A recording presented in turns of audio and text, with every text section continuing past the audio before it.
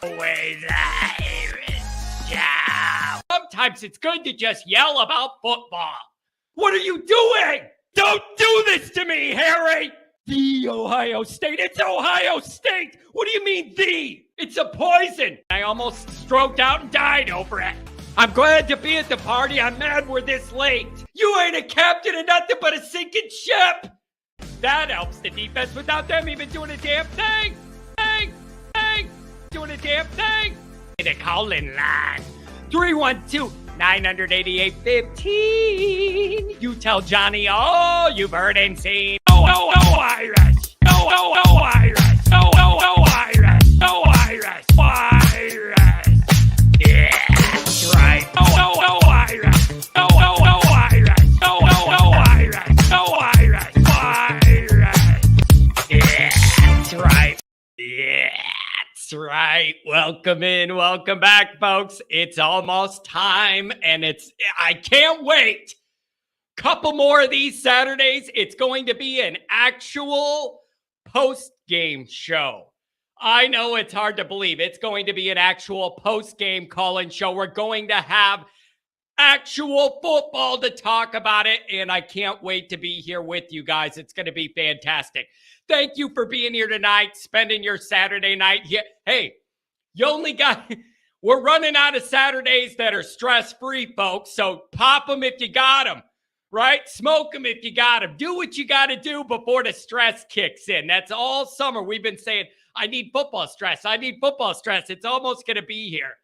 Enjoy the nice weather. Have a couple drinks before that real stress kicks in, all right? Thank you for being here. As always, you can find the program on YouTube. Do it. Subscribe if you haven't yet. Appreciate it very much. Give the video a thumbs up. That helps me as well. Notifications on. You and I both know why. That way you alerted every time a new episode drops. I know you don't want to miss it. Twitter. Search for Always Irish Rat. Always Irish emails. alwaysirishnd@gmail.com. Audio only anywhere you want me. You can locate me. If my face is too much for you, which I wouldn't blame you for. The call-in lines, 312-988-15. You tell Johnny all you've heard and seen. I'm just glad my voice is coming back. I can hit those high notes, baby. Fighting Irish Wire every damn day of your life. When you wake up in the morning, what am I going to do? What's happening with Notre Dame? Boop, boop, boop, boop. Type in USA Today Fighting Irish Wire. Read them articles. From myself, Nick Shepkowski, formerly a 670 The Score. I know you Chicago people know who that is. Read them. Read all about it. Read all about it. All right. Topic of the day. There's a couple of them. All right. Number one is this weekend wraps up fall camp. And then we get into game prep, actual season prep. So there's kind of a dividing line there. I want to know what you guys think you've learned from what we've heard and seen and read from the camp portion of what we've seen so far. Okay. I would love to hear it. Now, when I say that, I'm going to throw in the caveat. Nobody tell me, nothing that was reported matters till the game starts. Like, you don't know what's written. We all know that. So spare me that comment of like, John, I don't know what we have. Wait till the game start. Obviously, that's true. That is why I'm asking you what you think you know. What are your confidences? What are your concerns after this window of practice that we've seen? That's what I want to know. If you have any points on Navy specifically, we're going to get into that heavy the next couple weeks, obviously. So big picture, what your confidences and concerns are after this camp. Things about Navy, anything about the realignment and what's being said about Notre Dame within it. All of those things are available to you. All right. So what we're going to do first is we're going to breeze through a few chats. I don't know if we're going to have time to get to all of them, but we're going to breeze through a few of them. And then we'll get going on this. Let's see what we got. There we go. Always Irish Senior sticking up for his kid. I appreciate it, Pops. Want to let y'all know that Always Irish is the real deal. No acting. This show is how the Always Irish family rolls. Either all in on the Notre Dame football or get out of the room. I appreciate that, Dad. And, there's a reason I am the way I am. And I got a strong inclination. It starts from Always Irish Senior. And Always Irish Senior's dad is the reason he's the way he is. Always Irish Senior's dad was a contemporary of Frank Leahy. I can understand the appeal there in that time period, but I appreciate that. And that, for anybody who wasn't here yesterday, that is a direct shot my dad's taking at somebody in the chat on the morning show who said, I got all mad and started yelling. I think it was the O-line U thing, and I got mad. And he wrote in the chat, this shtick is really getting old. And then everybody who's ever met me in real life was writing in the chat, this ain't a shtick, man. This guy's really this messed up.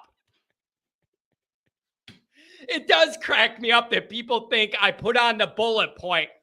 Make sure you sweat and yell here. Like, do you really think I'm that good of an actor? I'm doing the wrong thing yelling in my basement if you think I'm that good of an actor. Anyways, good to have you here, Dad. Domer Guy 88, what's going on? Yeah. I almost got his message memorized by now. Paint the house at rock built green. Be heard and be seen. And don't sell your tickets to the other team. I agree with that message. Nick Dean, what's going on, Nick? You tell your wife I said hi. Larry, look at Larry. John, Freeman had an Under Armour top on today that you better bet you cannot buy. Yeah, I saw they asked Freeman, what do you think about Under Armour? Something, I've loved our Under Armour forever or whatever. And it's like, I have two thoughts to that. Number one is, yeah, of course Marcus loves it. He's going to look good in anything. That guy can wear a garbage bag and look like a block of a granite walking around town. So it doesn't matter what he wears. He's going to look good. Number two is, no regular people can even buy the good-looking stuff that guy gets to wear.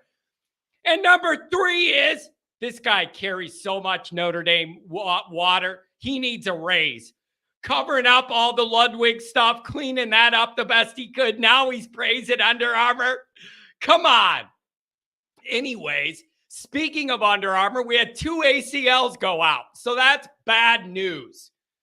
That is bad news. Gobira, and Bauman. This isn't his first issue with this. Out for the year with ACLs. And I've seen a lot of people bring up, is that an Under Armour situation? There's no way you could ever prove that, but I am just going to add the footnote that I have read the orthopedic research study that indicated teams that have Under Armour cleats tend to have more lower body injuries than teams that use other brands, and it is by a statistical significant outlying amount.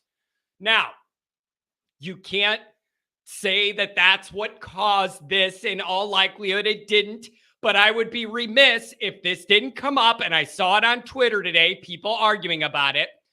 I am never going to say that that's exactly what caused it. I'm just bringing up the one medical science study I've seen that presents evidence that there may be an issue with Under Armour's footwear not being as safe or as durable as other brands. And I said, before Notre Dame announced their extended partnership with Under Armour, I mentioned a strong desire that they look into that and cover all their bases and make sure those guys are safe. Way before I ever worry about what I could buy in the bookstore for $800 for a polo, I'm worried about these guys' health. So, quick recovery, but it's just a bad break. Really bad break. Luke Collins, what's going on? What do you got, Luke? Let's see. Good evening, John the Great. I'm feeling a lot more confident in our defense now than when camp started. Go Irish. If you're looking at big picture takeaways from the media, from the viewing sessions, everything I've read, all the footage I've seen, everybody likes the defense. Everybody likes the defense. And you do have to throw in the caveat that every fall camp, defenses tend to be ahead of the offense in terms of looking like they're all put together and know what's going on. Some of that is normal, but I think this is exaggerated a little bit, which tells me there might be something to it. So I don't know. C. Jones, ND 2023, talent, speed, and a nasty, intense attitude. Let's do this. Well, we're going to find out. That's the idea. If you have talent, speed, and a nasty, intense attitude, I expect you to sink that ship in Dublin with minimal issues, not sweating it out like last year. Okay? Oh, boy. We are not Marshall. I feel like it's been a while since I've seen you. Good to see you. Look at this donation. Where'd this come from? Captain Vacation over here. $10 holler. Maybe if I donate, John won't leave me in the background as long. Might be double the time now, Pat. Might be double the time. Oh, fine. Oh, I thought you're gonna leave me hanging. I guess you could break in the jail early. Let me read a couple more comments. We'll get this going. You go ahead. You go ahead.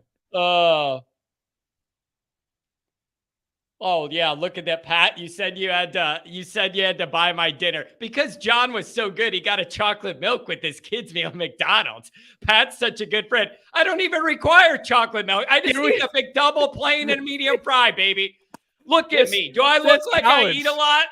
That's college right there, right? I mean, this is a true story. John and I, every Saturday, we used to go to McDonald's and we get 2 plain double cheeseburgers and a large fry. That's all you need. After that crappy keg beer we were sucking on all night, man, that's all you needed, man.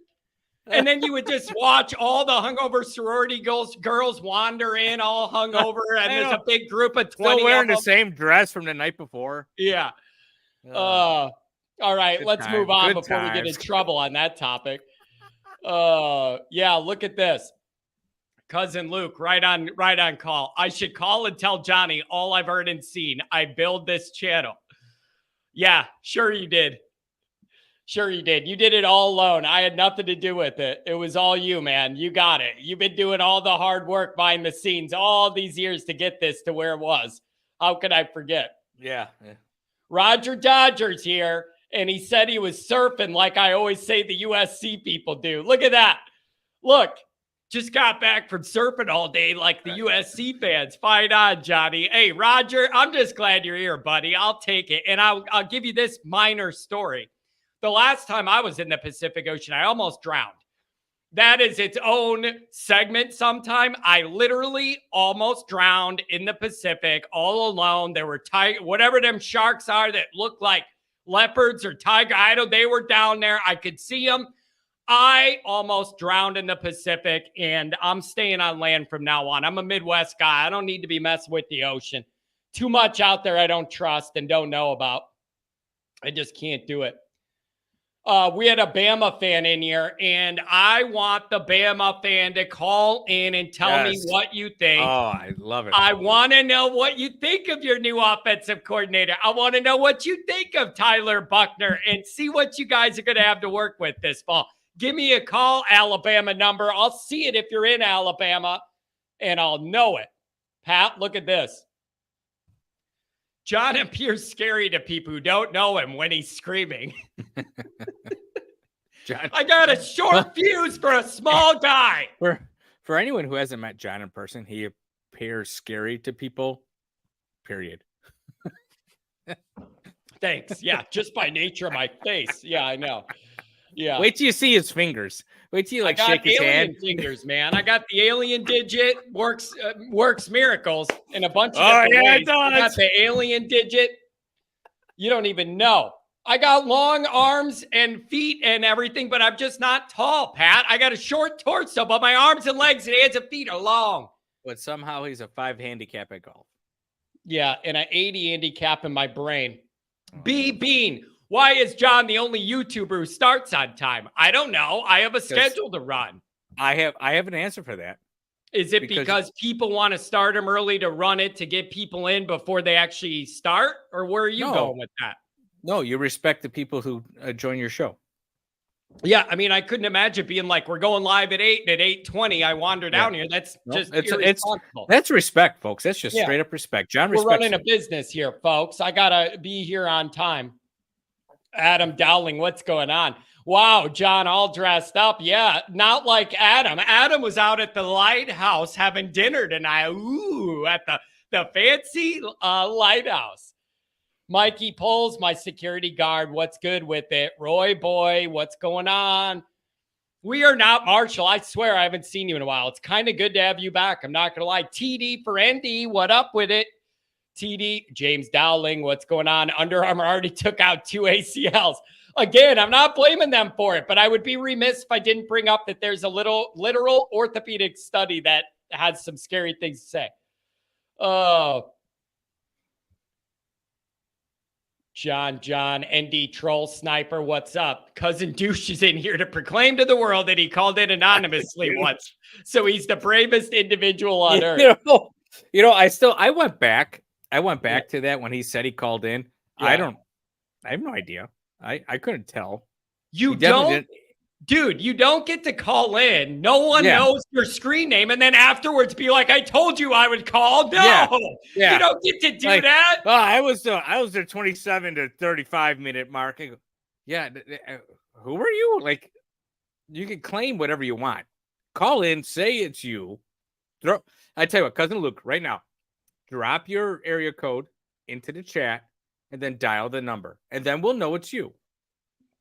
Easy as peasy, right? Easy. And then you could explain to me how you built my channel when I did all the work. Right. I would love to hear that equation. I would love to hear that equation. Can you give me that one? Anthony says, Marcus just said Rico and Greathouse are impressing the coaches in practice and we'll see the field this year. Is that a good sign for the recruits Marcus is getting? This is actually one of the bullet points. Pat, you may have an opinion on this. This is one of my main bullet points. I feel like, obviously, it's encouraging that both of these guys have come in and they're physically capable of competing and they're going to be heavy in the rotation from day one. That is a good sign for where we're at right now. But it's also a bad sign because it's never ideal that you have to kind of rely on these freshmen to go out there and be in that rotation. Like, I don't agree with that. Wait.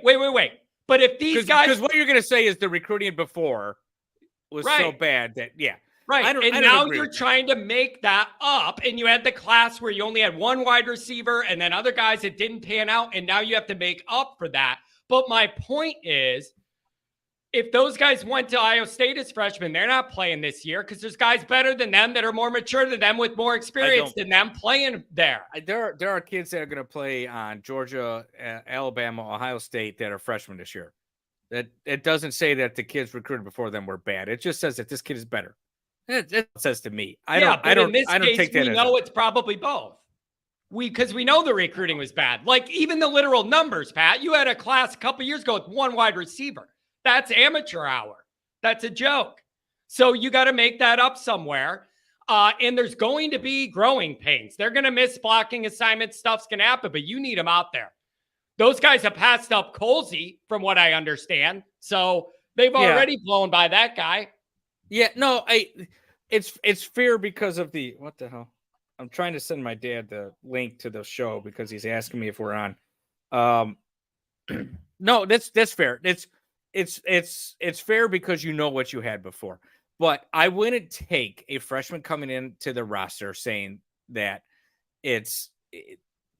everybody that came before him, especially on an offensive line, but a freshman coming to the roster and participating is discrediting the rest of the players. There's good players on this football team. Right? There's good players on this football team. Good players that were recruited by Brian Kelly on this football team. So freshmen come in and just saying they're better. They're better. And that's what you want. That's what you want from Marcus Freeman as your head coach. So this is just only a positive. Only a positive for me. Yeah. From where we're at moving forward, it's definitely a positive. And you know, that's the other thing with Navy. You would hope that Navy game would provide ample opportunity for Hartman to find these guys early and often in that ball game. They're going to have a size advantage almost everywhere. I would love to see them get that going and build some confidence and rhythm between those young wide receivers and Hartman right away. And I also just like the idea of right away, week one, when everybody's watching, you're putting it on film that Notre Dame has a dangerous passing attack. I really like that as well. So, I mean, I'm glad those guys are ascending and you need it, But it does shine a bright light on the problems of before and the low numbers, and we're trying to dig out of that. And you got to give Chancey Stuckey credit. He seems to be doing a great job. Agreed. What's up, Notre Dame 2164? Almost caught up. Got a couple more super chats. Let's see. Michael, Notre Dame staged underplay scrimmage today. The offense won, just one turnover on offense, which sealed the result. I was pretty pleased with what I saw. I guess that's something good to hear when you've been hearing that the defense has been primarily the dominant force most of camp. Above and beyond the normal amount you expect the defense to be a little ahead in gelling and developing than an offense. So I guess that's great news. And we're going to find out in a couple weeks, man. We're going to find out in a couple weeks. Bobby, what's going on? Yeah, look at this. Michigan deserves a death penalty because of Harbaugh, the Hamburglar. All right, so you just told me it's a joke, man. The NCAA is supposed to go after that burger. Hey, as much as I hate Michigan and I believe Harbaugh's an alien, you know that girl in the plane that was like, that MFer isn't real? She was pointing to Harbaugh. He was back there, and he's an alien. And it's a joke that they went after him for this when you look at what else is going on. But he's trying to pull something here. Totally agree. So real quick, Mark with glasses just ripped me really good. I liked it that it's good to see that I'm back from all my time off. So that was a good comment. It's way ahead of you. Don't worry. But you just told me the Harbaugh story. I've been a little busy today, and I just the whole premise of this is ridiculous. Like 4 games is stupid. It's just stupid. But now that he's agreeing to 4 games and they're not liking it, and so now he gets to coach every game. Like, come on, just God, NCAA, get out of your own way.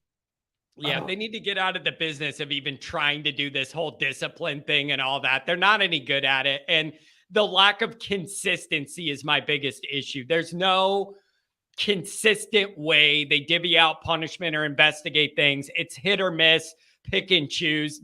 Nobody respects it. So as much as I don't like Michigan, this is all just kind of ridiculous. And I guess they're trying to say he wasn't honest about stuff, so they rejected his plea deal.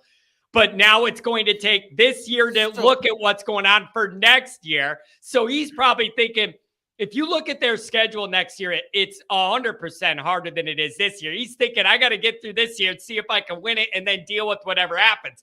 They got Texas, at Ohio State, at USC, Wisconsin, UCLA next year.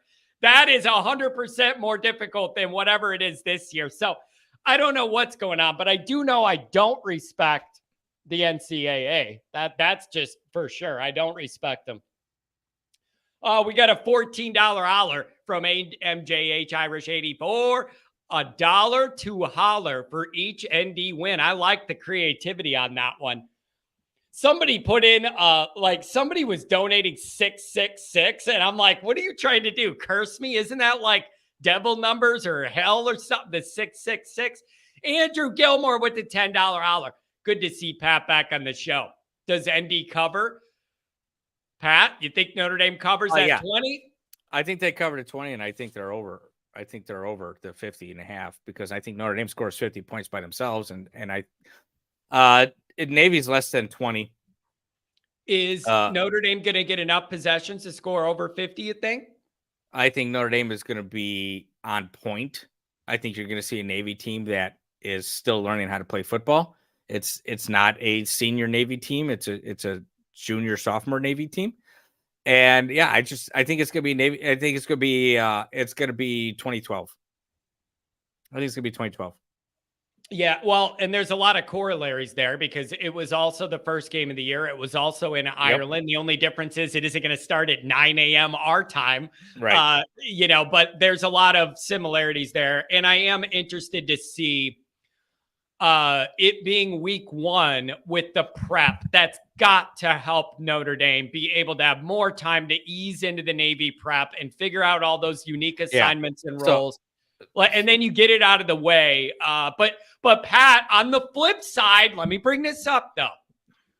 Week 1 has inherent randomness built into it. Nobody's as sharp as they're going to be after a month. You're figuring things out.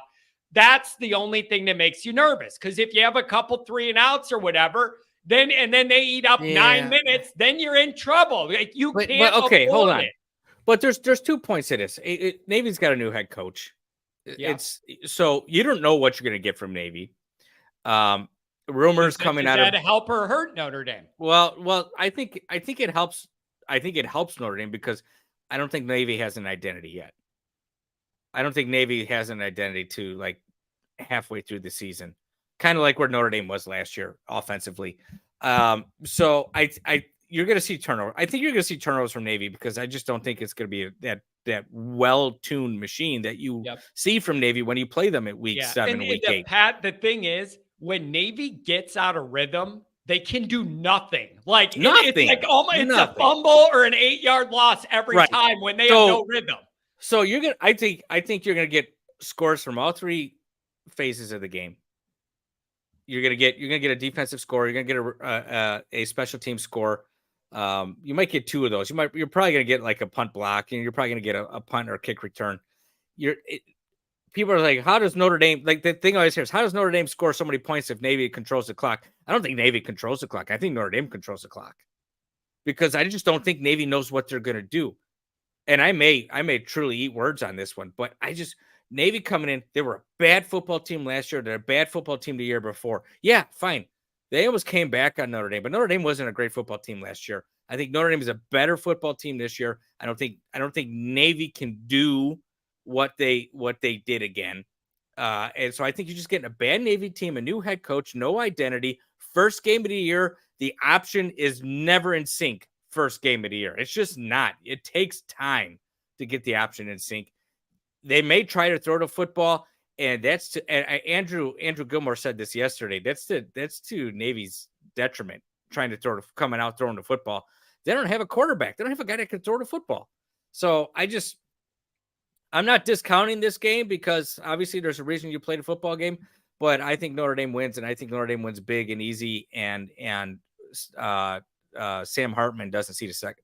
I would like to say Sam Hartman, he'll see the second half. I don't think he sees the fourth quarter. I'm telling you, you're painting a beautiful picture. I mean, if that's how it goes, it's exactly what all Notre Dame fans want that first game to go with. And Matt, pair that up with decent health, no big catastrophes there. But I would love that. I have seen Notre Dame writers talking about the respect they have for Navy's defensive front, saying, I know they played in a weird conference, but they were giving up like under 4 yards a carry. And look at Notre Dame couldn't handle their blitz last year. What are they? And they got all those guys coming back. Now, let me ask this, Pat. It's my job to ask some of these questions. The way they threw everything at us with their defensive front last year, they were just like all out blitzing all the time. We had no answer for it. No blitz beaters. Nobody knew who to pick anybody up. Right. All right. Notre Dame's, I don't know what they're doing with these guards. They keep changing who the starter is and whatever. Do you have any concern that early on those guys are going to get spun around or confused or whatever, and that can blow up on us right away? No, because it's a game plan. It's a game plan. This isn't Ohio State. You don't have to make this complicated. John, remember Dr. Day's class? Yeah, I do. Only B I ever got in college. I'm still not over that guy. Yeah, and I got an A in that class. You're a jerk. Little kid, right? Little kid. Yeah. Right. He was the guy that played on the football team. He was sitting next to us. He was 6'5", 300 pounds. He called him little kid. Notre Dame offensive line. You put those 5 guys, they outweigh the front 7 of Navy. And they did last year too. And it didn't help us. We couldn't do anything. And as much as I was a Tommy Reese defender, I'm going to say it right now. You went away from the simplicity. You got cute. Don't get cute with this. You don't have to get cute when you play Navy. You line your big, ugliest MFers up, the big 5 guys, and you just say, that guy in front of you, you hit him. Yeah. All right? And you got the two best you got the best tackles in the country. The left tackle and the right tackle are the two best tackles in the country. Both of them are going to be top 5 picks in the NFL next year, maybe top 10 picks. Yeah. You just hit them. You just run them over. All right. You got Clydesdales. You run through them. That's how you beat Navy. It's not hard. Right. And you make Navy make a mistake. You put Navy down. You make them make a mistake. And then you run away with it. But I'm not going to let you talk down to me like that's the plan and it's easy. That was the plan last year and we almost lost. So what's different? Notre Dame went away from it in the second half. They got cute. They stopped trying to be simple and started trying to be cute. You know, the other part of this, Pat, is I take that, Pat. I take that as Tommy wanted to do something last year. He wanted to try to prove a point. Like he can start to spread it out. I don't know. I remember watching that game, and I remember in the second half, I was like, what am I watching? I was drunk. It's just, what am I watching? I think I missed the second quarter or the third quarter because I went to smoke a cigar. I was just like, what am I watching? And you don't overcomplicate Navy. It's just put your foot in the ground, push them back. And you win that football game every year. Here's the other thing that I'm confident in. If Navy really does want to try and throw everything at us again, I am very confident Hartman is going to know where that bailout throw is, and he's going to dump it off to Tyree or something as a blitz beater. That's something you did not see. That's something you did not see because every time Pine went back, right? It was Pine in it. Yeah, it was Pine in that game. Every time he went back, he looked. What did he do? He looked for the tight end. He looked for Mayer. Yeah, no, Hartman's going to go back. He's like, oh, there's a running back wide open. Oh, here's this guy. There's this guy. He's like this 5'4" defensive end is coming rushing me. I'm going to put my hand here and I'm just going to go like this. Yeah, I think that will be a big difference too. I just think it's the first game, Pat. So everybody you don't know what you're going to get, and there's anxiety. And I don't like the gameplay. Playing Navy's my least favorite Notre Dame game of every year, no matter what. I just don't like the way the gameplay looks and feels. So it's going to be interesting. Roger Dodger brings up an interesting point. And I actually did a little bit of research on this. It's funny he brings it up. Can ND average more than 30? So we'll round it up to 38 a game this year, more than any season for 55 years. 38 was the number that I had in my mind that I want us to get to on average. And when you look it up, that would put you right around between on the year 10th, 11th, or 12th in average points per game if you were able to get that high. I think Ohio State was 44 last year, which is real high. USC was high, obviously. And so 38 would put you right around 10, 11, 12. I don't know. I don't know if that's realistic or not. You could have one game where it's you score a lot and the other you don't. You could have weather. There's a lot that goes into that. I have. So I said it before. I said it a month or so ago. Notre Dame should average 38 points a game. Playing Ohio State, USC, and Clemson, it's going to be hard to do with those 3 games. Yeah. But I definitely Notre Dame should be close to that. They should be close to that. There's the first 4 games of the season, including North Carolina State. There's no reason you can't score more than 40 points a game. Yeah. I don't think there's a reason you can't. When you Stanford, I mean, come on, Duke. Yeah, Duke actually might be one where they're happy to get 27 points with a win. The other part of this is Notre Dame just historically and under Kelly, last year we were behind it because of a lot of reasons, but even back with Kelly, Notre Dame was never really a put the gas down and kill you type team.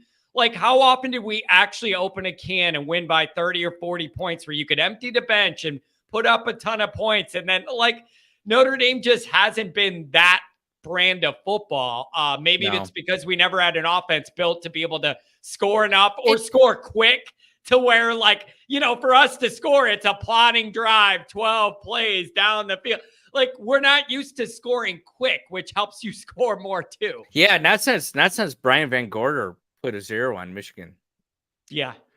Yeah. Bring him back. That's the only answer. Bring him back for sure. Where's Brian Van Gorder's commenter guy? Yeah, BVG. Yeah, the BVG. Pat, we were bringing up something about the conference realignment in Notre Dame. You were referencing something you read that was a very good point. And I don't believe it's something I covered here. Do you want to tell people? Because it's a very interesting perspective. Fill the folks in. So last night I drove out to Indiana to spend a night at my folks' house. I was 30 minutes south of South Bend. And I was reading my dad's paper, and I was thinking it was today's paper, but it was last Sunday's paper. And Tom Noy wrote an article about realignment, and he was pretty harsh on the Big Ten and all the conferences and all the teams. And Tom Noy made great points. I like Tom Noy. He's a good article. He's a good writer. But he came back and he said that the SEC is going to keep Notre Dame independent. That Notre Dame. So what he's saying is that Notre Dame never has to worry about committing to a conference, and Notre Dame doesn't have to worry about being cut out of a playoff because they're not in a conference. Because the SEC knows that Notre Dame will never join them, but the SEC doesn't want Notre Dame in the Big Ten because they don't want to flip. Because the SEC right now is the power conference. The Big Ten may be pulling in all these teams, but the SEC is the conference that wins the most. And so they're recognizing that Notre Dame is a golden nugget. And if Notre Dame goes into the Big Ten, that can flip the tide for the Big Ten to make it truly the most dominant conference in football by putting that brand into it. And the SEC, and what Tom Noy is saying is that the SEC is out there saying, hey, Notre Dame, don't worry. Do what you want. You got nothing to worry about. And, you stay independent right now. And it all comes back to because Notre Dame has been sitting here like, what do we have to do? We don't have to do anything. You go do this. You go do this. You go do this. Yeah. And Noy also made he made another comment or he made another point that I didn't realize. I guess I shouldn't say realize, but I wasn't aware of that for a Florida State or a Clemson to leave the ACC, it's a 9-figure penalty before their contract ends. Yeah. 9. That's why. Because remember they're talking about Clemson, Florida State. They're all going to go to the Big Ten. Yeah, that was all supposed to happen last week. It didn't happen because it can't happen. They can't pay that money, and that contract, the ACC contract that keeps them in there, runs to 2036. Where do you think Stanford's going to end up now that the ACC rejected? Yeah, the ACC rejected them. I don't know. I don't know about Stanford. Stanford will probably. I think Stanford will probably end up in the Big Ten. I think everything else gets enveloped into the Big 12. It's interesting. The pack is dead. The pack is dead. It died. It's dead. It's dead. Dan Mullen, shut up. You're a moron. Yeah. Notre Dame is not. It's not the responsibility of Notre Dame to save the pack. But I think everything goes. Stanford for sure goes into the Big Ten, probably because of Notre Dame, and then everything else goes into the Big 12. Yeah, and the other thing, Pat, is when I look at this landscape, if I'm looking at Notre Dame with even though it's Under Armour, the high-end apparel deal, and they're going to have access to the playoffs still, whatever they reconfigure after this alignment, Notre Dame will still have reasonable access to that, even if they pay the Notre Dame no-buy tax. And then I'm fairly certain with Bavakwa there, you're going to land a good TV deal with NBC, or there'd be no reason he'd be in the position he is now, blending that NBC-Notre Dame relationship. So when I look at those three factors, there is literally no impetus at all or reason for Notre Dame to think about jumping into a conference right now. There's just no need. Nope. There's not a financial need. There's not a competitive need. There's not an academic need. There's none of that. And it just bothered me that I'm going, wait a second. Of all the groups you could be mad at, pin this on greedy ADs or schools screwing their conference to go get TV money, whatever you want to blame. There's people blaming the one group that is never strayed from the path. And like, we are who we are and what we are. And you know what you're going to get. Even if you don't like it, you know we're reliable and we're going to be, you can count on us to be what we're going to be. Rather than like what Texas and Oklahoma did to the Big 12, just giving them a middle finger and leaving, all of that. But it's like, no, it's Notre Dame's fault. All we're doing is in the corner minding our own business. Right. Well, that's the thing. It's Notre Dame business. It's not Notre Dame business. It is not. It is not Notre Dame business. And the whole thing. And another Tom Noy point is, I thought this was a really good article. He said even if the football schools go to the Big Ten or the SEC, even if they can get out of their contract, which it doesn't look like they can. Florida State and Clemson and Miami. What's left of the ACC? There's no reason for these schools to actually leave the ACC because none of them are football schools. They're basketball schools. And so the ACC might actually be able to survive and may become a lower tier conference as football is related, but it may actually be able to survive. So but man, anybody asking like why Notre Dame's independent or whatever and all that, like all of this action is exactly one of the big reasons why, if you can do it, you do it, because you are not beholden to the whims of an AD in your conference that wants to skip out and get more money. And then the ripple down screws you and all your athletes and everybody else and your donations and I think and your state where your standing is in the country. Stanford's screwed now, man. I mean, they might have to drop down to not even Division I anymore. Right. And no, I think Stanford will be fine. But where are they going to go? I don't think the Big Ten's taking them right now. I think they will. I think they will. But again, it's going to be a Notre Dame deal. Notre Dame. This is the amazing thing about all of this. Notre Dame's inaction is driving all of this. The Big Ten wants Notre Dame. So they're going to take schools that Notre Dame is going to want to play. Yeah.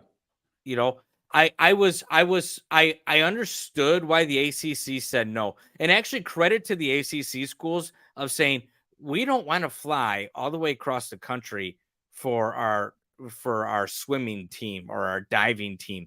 It's actually a good thing. Because I think Chip Kelly is right. This has all gotten ridiculous. It's got freaking ridiculous. Yeah. And making college football is the money. And making all of these non-money sports travel so much is just insane. Yeah. Now, and even Chip's idea is not a bad idea. It's not a bad idea. Go back. I believe his idea was, maybe Notre Dame is the one that has this figured out, because football's what moves that TV and the ultimate financial needle for most of these schools. And it's such a different world with football than it is all the non-revenue generating sports. Doesn't it make more sense to have everybody's football is just in one pool and we do something with the TV money where it's equitable for everybody? And then all your other non-revenue generating sports, you find a conference that fits for you with travel, academics, compete level, and all of that. Right. And in a way, Notre Dame's got some of that going on because they have ACC for a bunch of sports, independent for football, Big Ten for hockey, I believe. So Notre Dame's already kind of in that model. And so it's just interesting. But I see no reason for Notre Dame to consider doing any of this as long as that TV deal, I ain't seen no numbers. That TV deal's got to be fat, Pat. That's the only part of this. Those numbers got to be good. That's got to be, I'm not acting like that's done, but I'm saying you don't have Bavakwa there with NBC by his name, working at Notre Dame now, and then give me some lame deal. That's never going to happen. Like I said, I still believe that Notre Dame, a program who gets usually 3 or 4 of the top rated college football games every year, can go anywhere they want and say, give me $75 million. They can get 90. I think they can go to Fox tomorrow and say, give me 90, and Fox will give them 90. Oh, man. Could you imagine Gus on the Notre Dame calls every week? Oh, it'd be Man, Can you actually, imagine that energy actually for Notre Dame instead of enjoying the Sleepy broadcast. Jack and Sleepy fired Cowboys coach? Yeah. God, those guys, it's like I want to give them before the game. Somebody needs to give them one of them things you breathe in and it makes you all awake. They give like boxers and stuff. Wake up in there. Make me Remember, feel all like this something big's happening. All this goes back to if it's true that the SEC would rather protect Notre Dame's independence than let them go to the Big Ten. If that's true, if Tom Noy is correct, They're the big dog. I hope he's right. They're the big dog. That does two things. Number one, that truly does elevate Notre Dame to be the number one top dog program in the country. That the fact that we haven't won since Lou Holtz was pulling guys by the face mask doesn't matter. What matters is it's Notre Dame, and it's if that's the case. I mean, it's oh man. I mean, COVID year. There's no football without Notre Dame COVID year. Yep. That's what people got to realize. There's no football without Notre Dame COVID year. So yeah. Notre Dame has more power, and this is my second point. I know a lot of people hate on this guy. Jack Swabrick kind of has known what he's doing. Yeah, he kind of knows what he's been doing. I mean, hey, listen, I'm not going to say he's the greatest athletic director of all time, but he kind of knows what he's been doing. I am fair. When I think Notre Dame messes something up, I rip them, and when they do something good, I credit them. It's as fair as it could be. And I was hard on Jack and the administration for what happened with Ludwig because mistakes were made, and that's below Notre Dame to have that big a public misstep in PR. However, when he did the athletic apparel deal, I said, I don't love Under Armour, but I like that dollar amount. So I guess good job for him. Like, you got to give him credit on that. And that's probably why he told his kid, you got to go work for Under Armour, make us all look good. I don't know. Right. But like, I mean, I guess I got to credit him on that. And you do not bring Pete Bavacqua in here to not negotiate a sweetheart deal between Notre Dame and NBC. It makes no sense. There's got to be a great deal coming, Pat. Nothing else makes sense. And if there wasn't a great deal coming, you would start hearing, oh, John, Notre Dame's admin met to talk about the Big Ten, or they have a conference call. That would have leaked if that was a part of what's going on. Seemed like Notre Dame wasn't involved in any of that. And the only way that that's a responsible way to be is if you know that money's going to be good. It's got to be good money. I don't disagree. The only thing that would make me feel better about the whole Pete Bavacqua thing is if the deal was signed with NBC, then he came to Notre Dame. Like he negotiated a deal from the NBC side and then locked Notre Dame in and then stepped over because he is the guy. He would have been the guy negotiating the deal. That was his job. And it's like, let me put some language in here that's really easy for the AD to work with. and then he goes over to that desk. So Adam Dowling, he just said NBC executive have been seen on campus. There is no doubt. There's no doubt that at Notre Dame, Notre Dame's a tradition thing. It's a tradition thing. They want to stay with NBC. They want to stay with NBC. They're going to give NBC a deal because I truly believe Notre Dame can go and get what every Big Ten school is getting from a different network. They're going to give NBC a deal. So Notre Dame will take 75, 80 million to stay with NBC. But then it puts them in that ballpark where it don't even matter now. It don't even matter. I mean, that's so much money for a school that's got so many $1 billion sitting in the bank. And then the other part of this, Pat, is that still needs to be worked out. If you're going to redo these conferences and you're not going to have a Pac-12 or whatever, what do you think they do with the playoff formatting then? Just get rid of that automatic bid that would have went to them and then do another at large? The whole conference realignment thing is going to cause everything to fall apart. Yeah, in terms of that new playoff structure, right? Well, no. I mean, even the conferences themselves. How are you going to, when you got 18 teams in a conference and not everyone can play each other, how are you going to truly rate these teams against each other? Yeah. How are you going to do that? The whole point of the playoff was to say, okay, fine. We're going to take the best team from this conference, the best team from this conference, the best team, and we're going to let them play against each other to decide who is the actual winner. Well, then do away with the auto bids and just do at large, and it's the top 12, or what do you do? I've said it from the beginning that the auto bid thing was going to last for a year or two, where the top 4 comes from a conference champions, and then the rest of them, then the rest of them get seeded. I don't think that would last long. I think the easiest way to get rid of that is if Notre Dame's the number 1 team in the country and they get a 5 bid, and then they get to play an opponent, and then they get to play the top seeded team who's not better than Notre Dame. Like I think that's the easiest way to get rid of it. But just this whole realignment thing and the way this is working out, there is no way you can do this and have a fair expectation of how these teams are supposed to be seeded.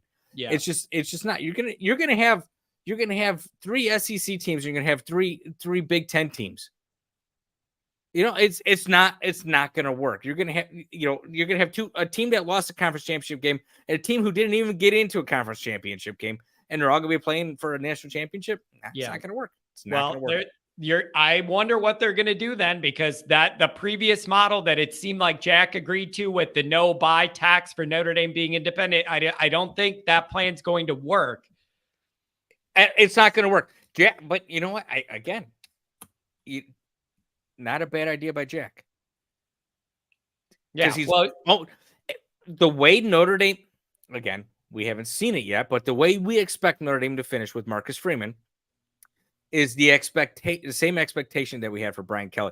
You're going to be in the top 5. You're going to be in the top 8, right? So if you're there, Notre Dame's in the playoff every year. Yeah. So Jack was, I'm assuming Jack's probably sitting there thinking, there's no way this can last because Notre Dame's going to be here every year. Yeah, it's just. Yeah, there's no way. Listen, if you give up that buy, and also here's the other thing: some people were wrapped up in that, but what you got to realize is that will only apply pretty much in a year where Notre Dame's undefeated. Then to be in the top 4, right? Like to be in the top 4, pretty much Notre Dame's got to be undefeated. Most years, I'm guessing they won't be, and that won't really apply anyways. Then you know what I mean? And then. You don't get the bye, but I like the idea. Maybe some warm weather teams coming to old snowy Christmas in December. Yeah, welcome to Northwest Northwest Indiana in December. Good luck with that. What do you think, Pat? You want to take some calls or what? Yeah, hold on. There's a comment. Carisi Armistead. Notre Dame is too afraid to join a real conference. Why? We don't need to. There's no reason. What is the reason? We play everybody. There's no reason. We play everybody. The next thing the guy was you can't say, and because you're too scared to be in it, you play nobody. You can't say that either. So I just don't get the argument. I never understood the argument. Understood the argument. We schedule every conference. We schedule every. I know. We're too afraid. We're too afraid to join a conference. But by the way, we'll play the best 3 teams in 3 conferences. I'm telling you, Pat.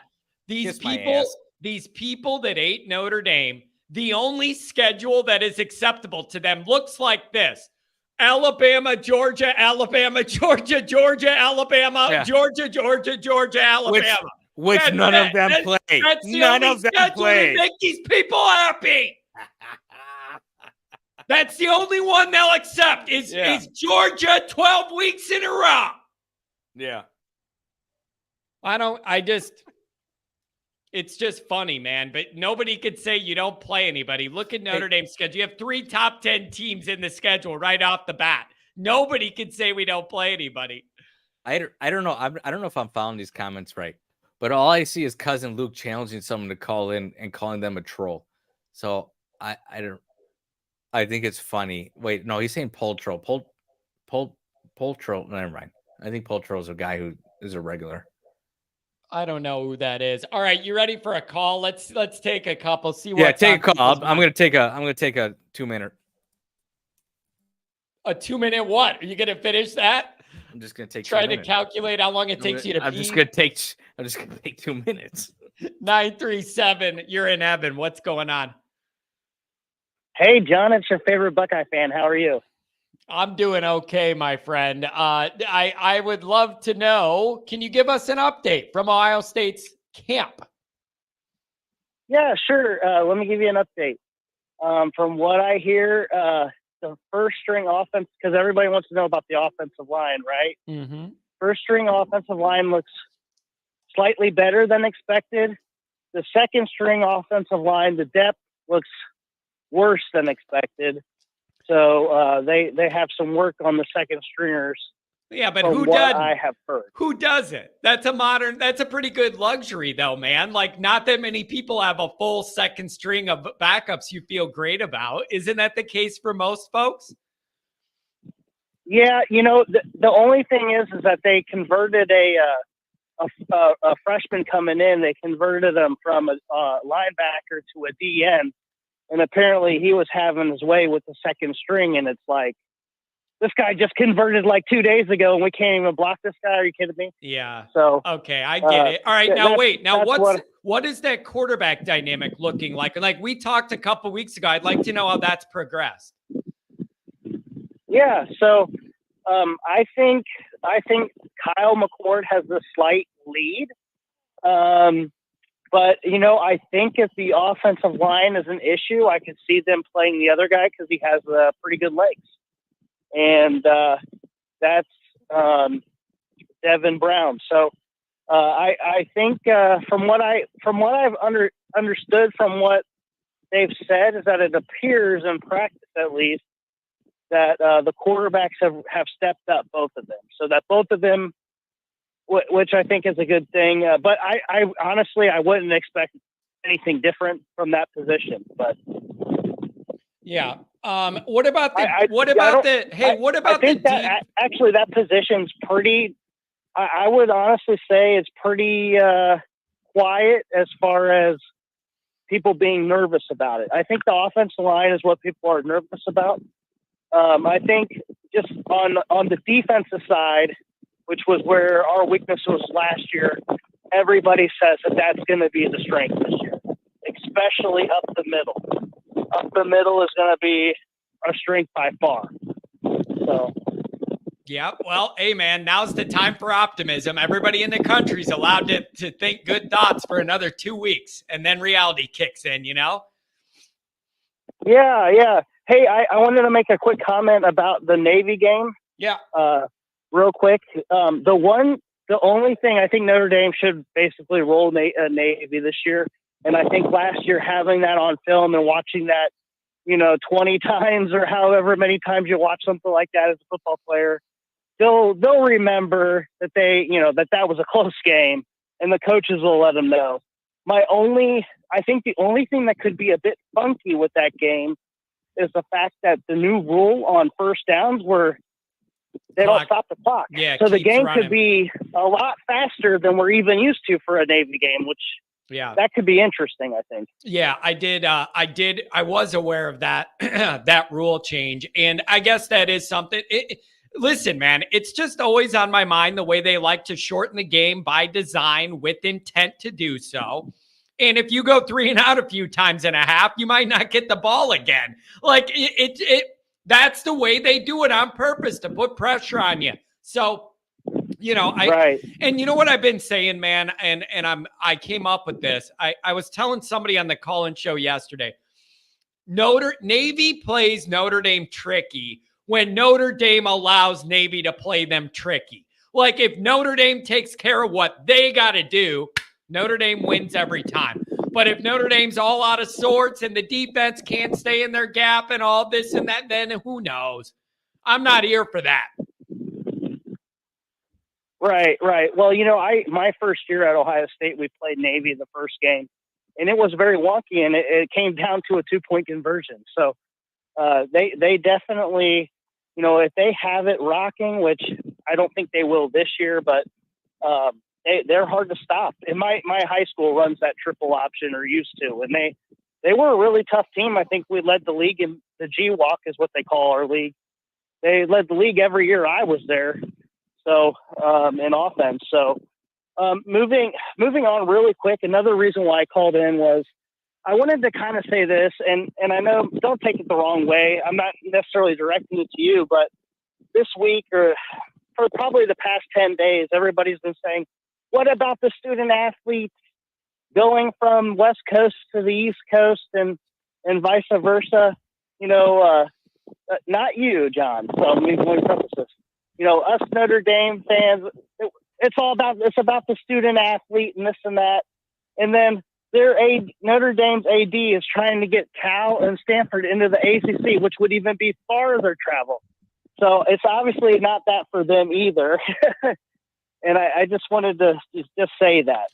Yeah, no, I can understand that. I mean, I've been calling for everybody to quit lying about what the realities are here. And, I don't deal with BS very well. And PR BS in sports is among the worst. And I have no patience for it. And I don't like it when I can see through Notre Dame's PR BS. And that blew up on me shortly after the new year when they did that. Go ahead, Pat. Well, I'm just going to say, and I don't know if you can hear me. I don't know if you got my volume up loud enough for the phone. But it's not a wrong point. It's not a wrong point. Notre Dame trying to put Stanford into the ACC. That's wrong. That is wrong. There's two programs that make money. Football and basketball. They can travel, but when you're doing fencing, soccer, lacrosse, baseball, wrestling, they can't travel like that. And USC and UCLA is going through a hell of a hard time right now trying to schedule these sports to play Big Ten schools. Well, the other issue, Pat, is a football game is one trip per week. You're in a baseball season, you're traveling all over and you have games all the time. Like right? It's not like one trip there and you're back. It's in the middle of the week and you're doing all that travel. All I'm asking is people just quit BSing. It's all about chasing the best financial It's all deal. about the money. That's right. The if they're doing it, everybody knows. But see, they are selling out. I was listening this week to Gene Smith did an interview. He's our AD, and he just announced he was going to retire. Notre Dame guy. He's a Notre Dame guy. Yeah, he's a Notre Dame grad, and he said that one thing is that it's like the baseball team in February is down in Florida like the whole time. So they're going to go, instead of going to Florida, they're going to be in the month, they're going to be out in California. It's the baseball team. That's one sport. Where's the fencing team at? Where's the golf team at? He talked about how the tennis team, they travel all over because there's just not enough northern schools for them to score high and to get high ranked. So they're like in Texas, they travel all over. So, it sounded like to me that a lot of those teams are already doing that. They're already traveling to warmer climates in order to, take advantage of those, those climates. So. Yeah, it's just, I want people to just be honest. I mean, it isn't about the athlete part of student athlete anymore. So I don't know, man. It's going to be wild. I don't know how I feel seeing all these historical, geographical conferences and rivalries go away. And I'm saying, and college football fans are saying they don't like it. But you, me, and Pat are all going to watch every one of these new playoff games in the new format. Like, it's none of this is going to hurt viewing. We're all going to watch. It's just, it's a sign of the times, man. Whether we like it or not, it's a sign of the times. And money's always driven decisions. It just seems like it's accelerated so much lately. I know the guy, he's the new commissioner of the Big Ten. I think he was in charge of the MLB network, but he might have also worked at NBC. So I'm wondering if he's friends with this new AD at Notre Dame. And we haven't heard of a deal yet between NBC, and we've heard of rumors, but I'll be honest, we didn't know when Texas and Oklahoma jumped, that was like out of nowhere. Yeah. And when USC and really the only one that wasn't out of nowhere was Oregon and Washington, and that was just because of that conference just completely, folding, in front of everybody. Now wait. As a Big Ten guy, how do you feel about these teams coming into your conference? Do you feel like it's a bigger threat to Ohio State's wannabe supremacy, or are you glad that you're getting USC? As a Big Ten long-standing member, how do you look at this? It's something I have no perspective on as an independent. Well, I kind of don't like it because I want to get to the most Big Ten championships. And I think Michigan still has 5 or 6 more Big Ten championships than us. So in my lifetime, it's going to be harder now for us to get in front of them. They had a hell of a, head start versus us. But, so that, that's one thing. But as far as having them in, if it's because their conferences were collapsing, then I guess, in order to help those schools, I mean, what would football be like if USC and Oregon and Washington and UCLA to a lesser extent, obviously, but if those schools weren't relevant, and they haven't been really relevant, especially USC for a while. Last year was the first year, and I don't know. I think this will make them more relevant. I think it'll make college football more. I guess more like the NFL, which I don't like, but I do kind of like having the idea of having really great matchups every week. And I know there was a poll taken by Big Ten fans asking, would you like to go to a 10-game schedule? And everybody, it was 70% of the audience said yes. Yeah. Well, and I'm in that camp. I want to go to a 10-game. Listen, doesn't that make sense when you're going to add all of these teams into the conference? Like Pat was saying earlier, how are you going to have everybody play enough of everybody to have a good sense of who belongs where? That would help that, because you would have one more in-conference game instead of Central Ohio High School. You know what I mean? Yeah. It makes complete sense. And I'll say this, there was a guy, not your show, a different show, a Notre Dame show, and he made a really dumb comment. He said, if the Big Ten, if they're playing 10 games and they're not playing anybody else, then we're not going to know how good they are. But I'm like, well, this year, not this year, but in years past, pretty much Ohio State would play a lot of Pac-12 schools. And now they're going to be in the conference. I don't understand how you can say just because they're playing. Yeah, it just didn't make any sense to me. Well, in the when theory, a conference is 18 or 20 teams, right? And that theory only applies though if you go out of your way to test yourself in the non-conference. Like you guys scheduled Notre Dame. We have Alabama coming up. We played Texas. We had a series with Georgia. It only applies if you put yourself in a position to be challenged. Not like Michigan did this year. You know what I mean? Yeah, right. Yeah, 100%. Now, but if you go to 10 games, and his point was if you go to 10 games, then, Ohio State's going to play 2 MAC schools and then play their Big Ten schedule. But, that's pretty much, so that's not very different than when I was a senior or junior in college. We played USC as our big marquee non-conference game. So I don't know. If you're going to play 4 teams and 4 big dogs, and one's Michigan, one's Penn State, one's USC, and then throw in an Oregon or somebody like that. That's a hell of a schedule. Yeah. And it's I don't know. I it's think going to be interesting. If you're good or not with that. Yeah, it's going to be interesting. And as much as any fans complain about all this, we're all going to watch. And so I'm admitting I'm going to watch whatever's on no matter what. And this 12-team playoff is going to be must-see TV. Every single one of those games is going to be a big damn deal nationally, no matter who's in it. It's going to be it's going to be great. We're all going to watch it. It's just some of the collateral damage here is going to – you'll find the effects of this collateral damage down the road.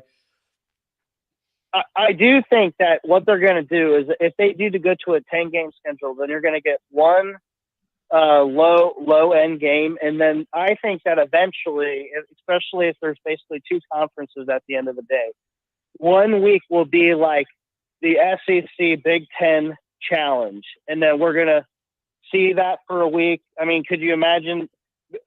One thing really interesting about the Gene Smith interview is he said, really, the conference stuff is driven by the networks. The networks are driving that, and that, but that's pretty much the only thing he said the networks drive is what the conferences are made up of.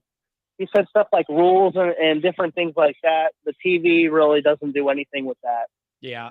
Hey, that was a really good interview if you can find it. We got a question for you from the group here. What happens today when Ohio State goes 10-2 or 9-3 this year? Oh man. Well, people will not be happy in Columbus, and I hate to say this, but he's got to do it this year because next year he's not going to have the horses, I don't think, to be able to do it. They've missed out on some big recruits on the defensive side for defensive line, some big DEs, and they missed out because they just weren't willing to shell out the money. And I know, there was a big guy that South Carolina just got a 5-star. His name was Dylan Stewart, and I think Ohio State lost out on him because of cash. And I think also the kid that just went to Florida State, he's a safety. You really think I'm going to want to hear this Notre Dame?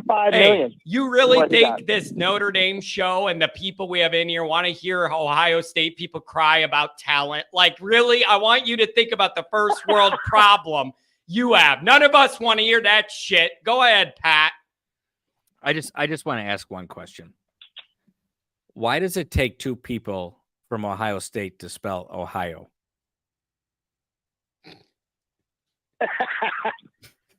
That's a good question. Well, that four-letter word is hard for you guys. You got to break it down into syllables here, and I got to have my buddy walk me through it so we can get it right. Is that it? My question is, why are the French? Yeah, that's a good point too. We had to do it. Hey man, I appreciate you calling in. I love it. I appreciate you calling in with your Ohio State update, man. Let me know if you get those tickets. Although I don't think you're getting any generosity on that front from our end, bud. No, I'm not. It's rough out there. $500 for the nosebleeds, and and then once you do the fees, it's over. It's like $1,200 for 2 tickets. You got to pay to play, baby. You got to pay to play. I don't know. Yeah. We'll see how it goes. Hey, have a good rest of the weekend, man. Let us know if any other. Have a good one. Yeah, if any other news breaks with Ohio State and camp we should know about, reach out to me, okay? I will. Have a good one. Have a good one. Oh man, that guy, he ain't getting any tickets from our people. Do you remember that night we went out in Evanston? Kind of. When Ohio State was in town playing Northwestern. Oh yeah. This is before I was married, but my wife, who is my wife now, was with us. And remember, she got mad at me because I took her phone or something. Like she whatever. We don't need to get into that part. But we were sitting in the bar. And she was pissed at me. So she goes to talk to these Ohio State fans. And I kept yelling OH. And they kept yelling back IO. And she finally came back to the table. And she goes, I couldn't stop laughing. They're like trained dogs. It's just, they're their own group, man. They're their own unique group. Pavlov. 318. I did that all night. What's going on? Nothing much. Hey, how's it going, guys? Happy Saturday. Hey, man, we only got, what? We got next Saturday, and the next one's the game, right? I'm right on that calendar, right? Oh, yeah, 2 weeks, man. We're here. We're almost there. Oh, yeah, I'm ready for the overreactions after week 0 and the underreactions as well. No, but I just called that. It's funny to hear a rational Ohio State fan for once over the airways. Everything I see, I guess, is on Twitter, and they're all talking about getting rid of their coach if they have an 11-1 season or a 10-2 season. They lose to Michigan again. Hell, with the exception of Brian Kelly, the 2000-2010 Notre Dame fans would have given up just about anything to have a coach that regularly wins. Hey, listen, wins every season. I have tried my hardest to not like that guy, but he's just been so nice every time he calls me. I can't be mean to the guy. He's just been too nice and charitable to the Notre Dame end of things that I can't be mean to him even if I wanted. What's on your, you know? I'm just excited for the season, man. I wanted to give y'all a call and see what y'all's thoughts were on this is kind of old news, but this legislation that's going across the House and the Senate about NIL. Yeah. Have you heard anything about that? I did see that. Yeah. And I saw that there was I forget which branch or whatever it is that they're trying to come up with kind of like some uniform stuff so that things are more easily trackable. And right. And aside from Congress,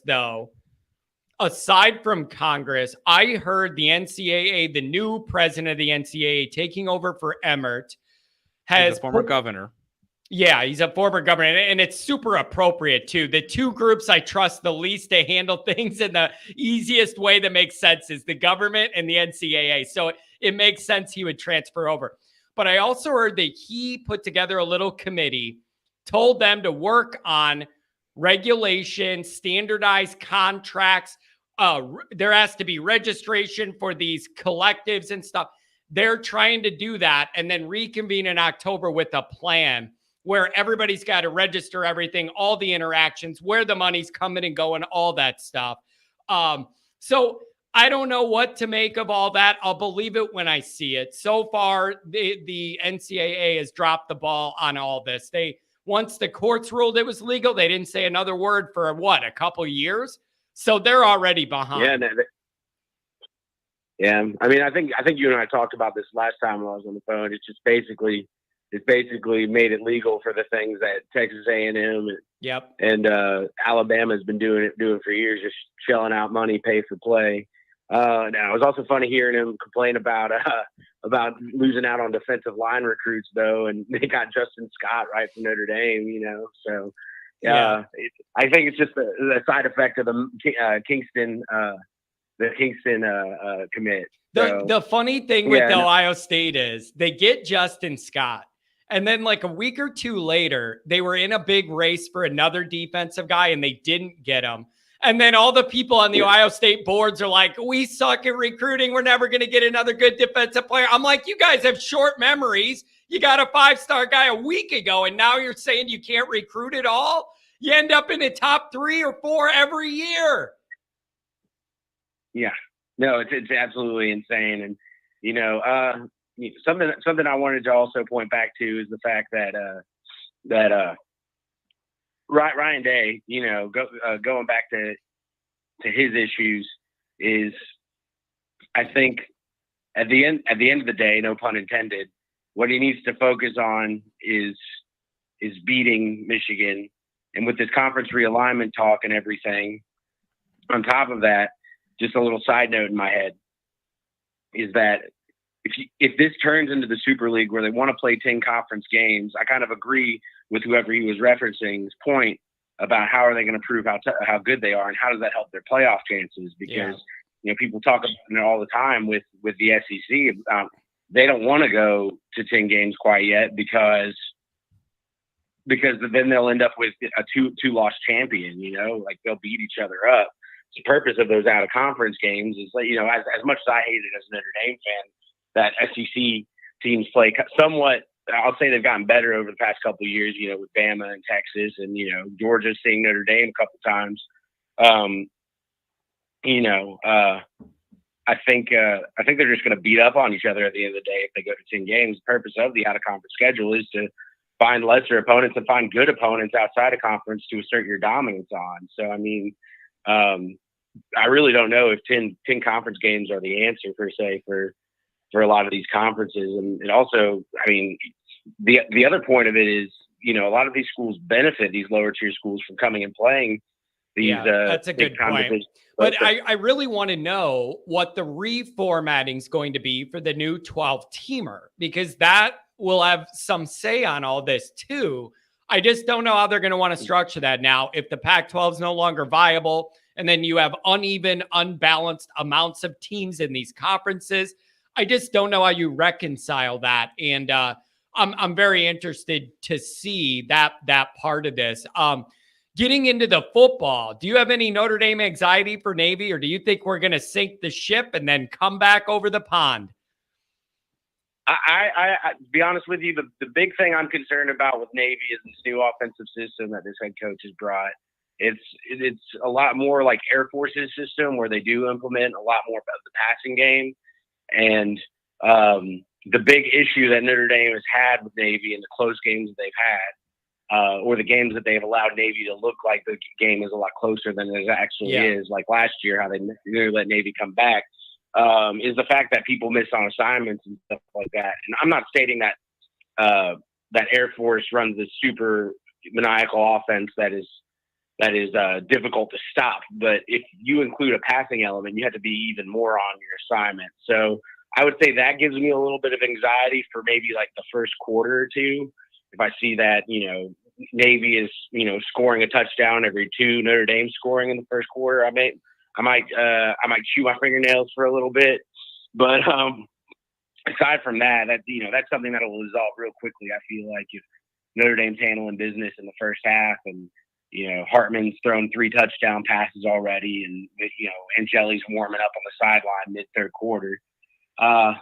But I mean, at the end of the day, it's Navy. Notre Dame has a great record against them, but in my lifetime, every single time I've thrown something at my TV over a game, it's a lot of times been Navy, USF, teams like that. Yeah.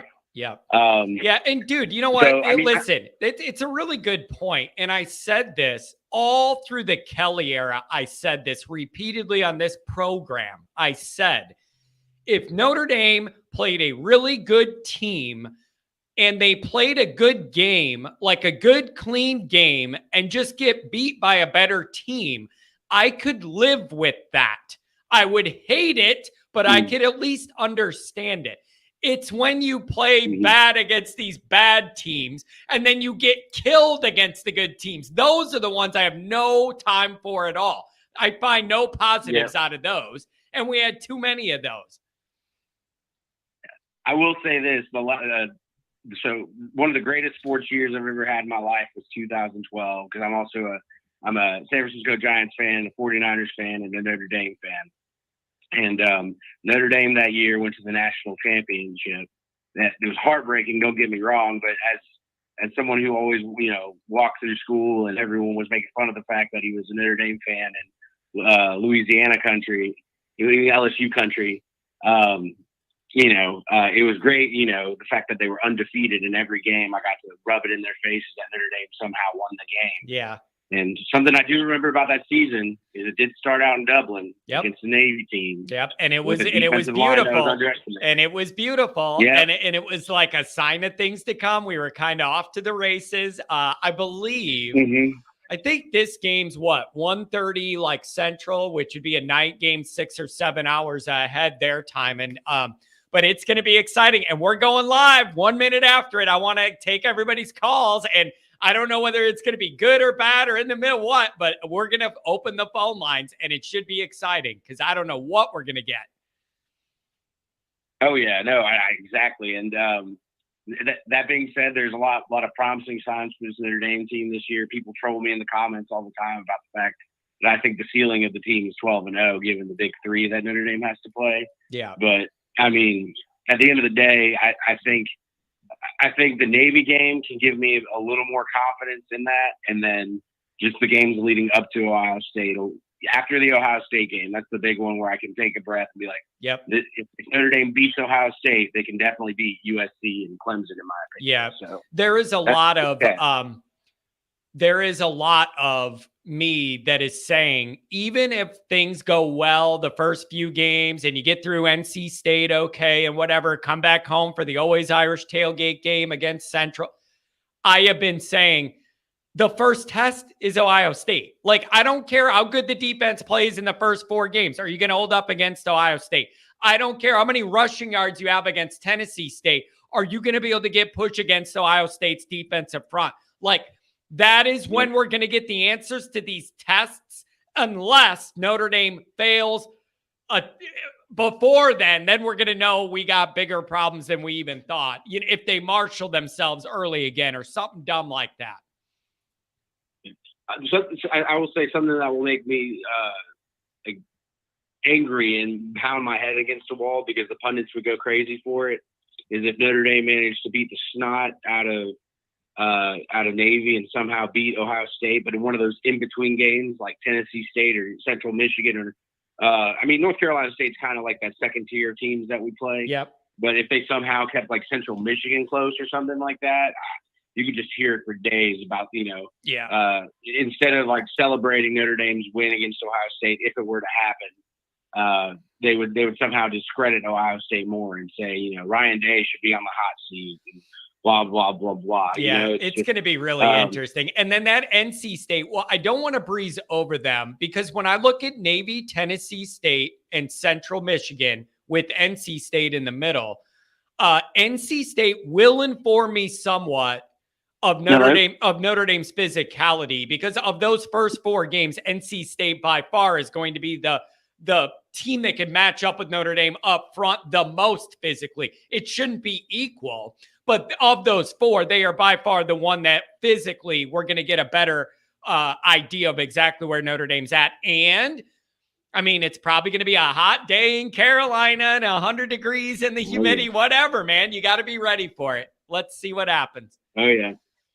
Yeah, NC State is, in the last 10 years, they produce, they're kind of like the old school Wisconsin with the opposite line.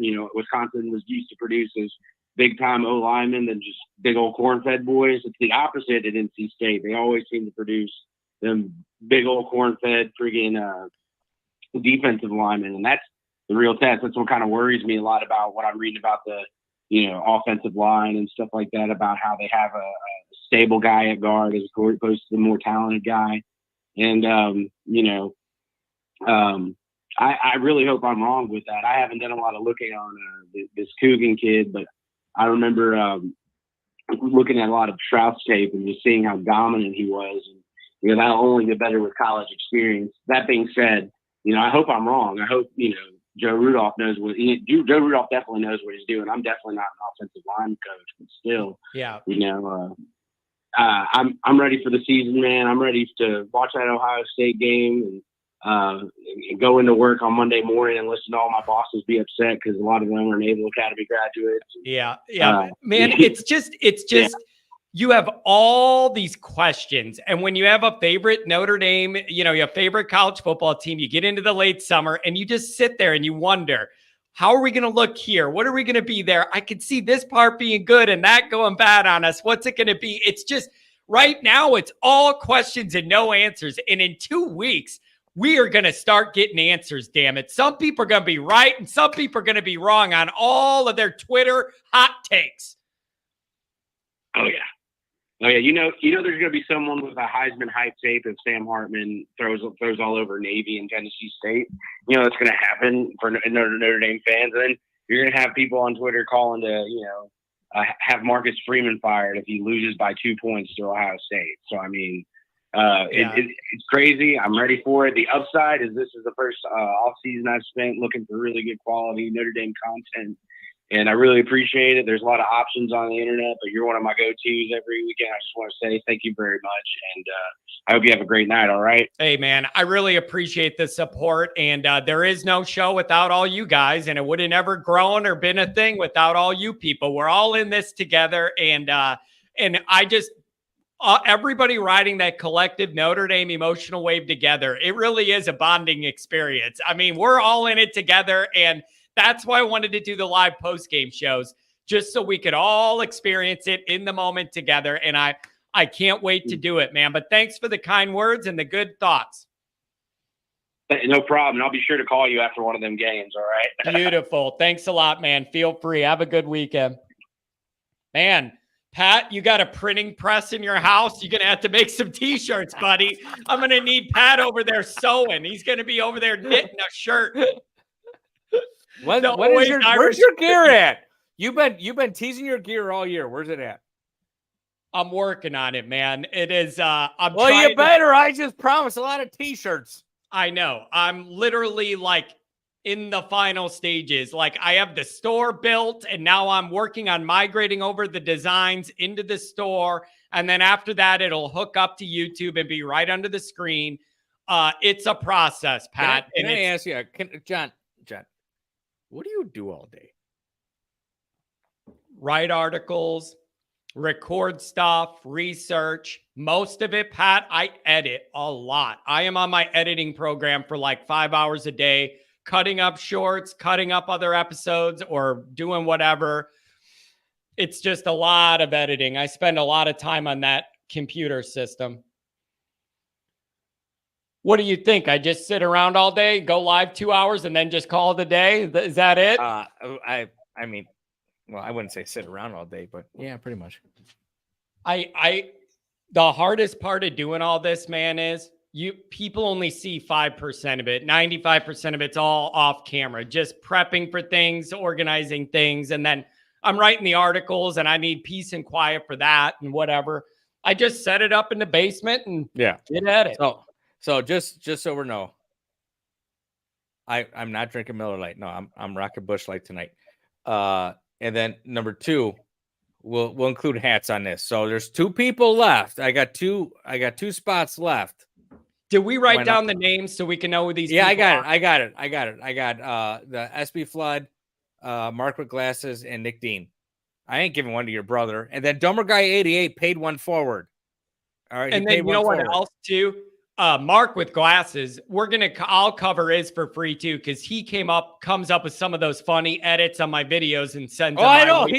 First of all right, Mark with Glasses. I got to credit him on that. Does he? Do you particularly like to pick on me with your? I don't even have Twitter or X or whatever the hell it's called now. I don't even have that, and so I'll just be sitting at home, like having a good time with the kids, or I'll be on the golf course, and I get a text message from John saying, "Hey, look at this," and all I see is Mark with Glasses and a video of me doing something stupid. What's going on there, man?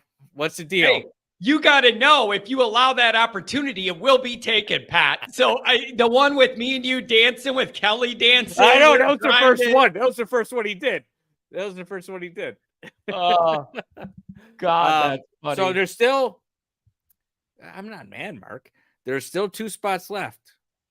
Two $10 donations. Oh, it's funny, Pat, because you're getting You're getting the chats before I see them. So you'll react and then I'll be like, what is he referring to? And then it'll drop in mine. So we got SB Flood, Mark with Glasses, and Nick Dean all getting shirts right now. Wait. Yeah, let's make sure we got this. SB Flood, Nick Dean. SB Flood, Nick Dean, and Mark with Glasses. Yeah. Got it. Well, and then you guys eventually, but I'm talking, these are like $30 shirts or hats. All right. I am covering $20. So I am making the rest of the donation for you. So all you got to do is donate $10. The next 2 people who donate $10 to Always Irish, you're going to get the rest of it covered by me, and you'll get a shirt or hat. Telling you, Pat, you're the best hype man a guy could ever have. I really appreciate it. 859. Well, hold on, John, go make a freaking shirt. You're on the line. Maybe. Hello? What's up, man? What's going on? How you doing, John? I'm doing very well. We're just we're excited for the season here, my friend. Where's your mind at on any of the various topics we've covered tonight? Got 2. When we're good, really good, we roll Navy. Yeah. However, to win the title, which is our ultimate goal, which I wasn't clown about the Ohio State guy, he wants the conference titles. No, we're Notre Dame. We want to be the best in the country, not best in the conference. So I get really annoyed when people say, oh, we have to join a conference. No, we don't. What's your age on that? If you know the true history of Notre Dame, we were independent. We built the school that way. We do not need to join a conference unless absolutely forced to be getting left out of the playoffs. And I don't think that's going to happen. Yeah. So I think we do roll Navy. And as long as all the other money, it makes you able to be competitive. And we think it will with the NBC deal. That is the biggest piece of this. And I'm very confident it's going to be a competitive number. And in that case, there's no reason at all to join. There just didn't. Agreed, but how much of the money do we use on football to to use your joke. Yeah. How many band buildings are we going to build? I was just going to say it. I was just going to say that. That's the only problem is I would like some of that NBC money to come in and build me a football building or something, or go to NIL or do something. I don't know. The other thing I would bring up, and I don't know, but if ND has, or 2 points I want to bring up, and this is on the business side. If all these schools, I hope to God they had, it's like they're running a corporation, and they got budgets and said, okay, we get this increased revenue. However, these are our increased costs with all our other minor sports. These are the extra trips we're going to do. Yet the bottom line is we're still going to make money. If they didn't do that, then they're morons. Yeah.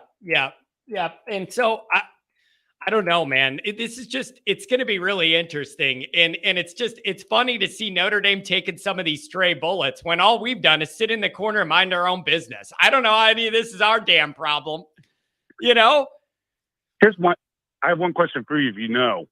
Here's the other thing, and I think this is going to come up in 5 to 6 years.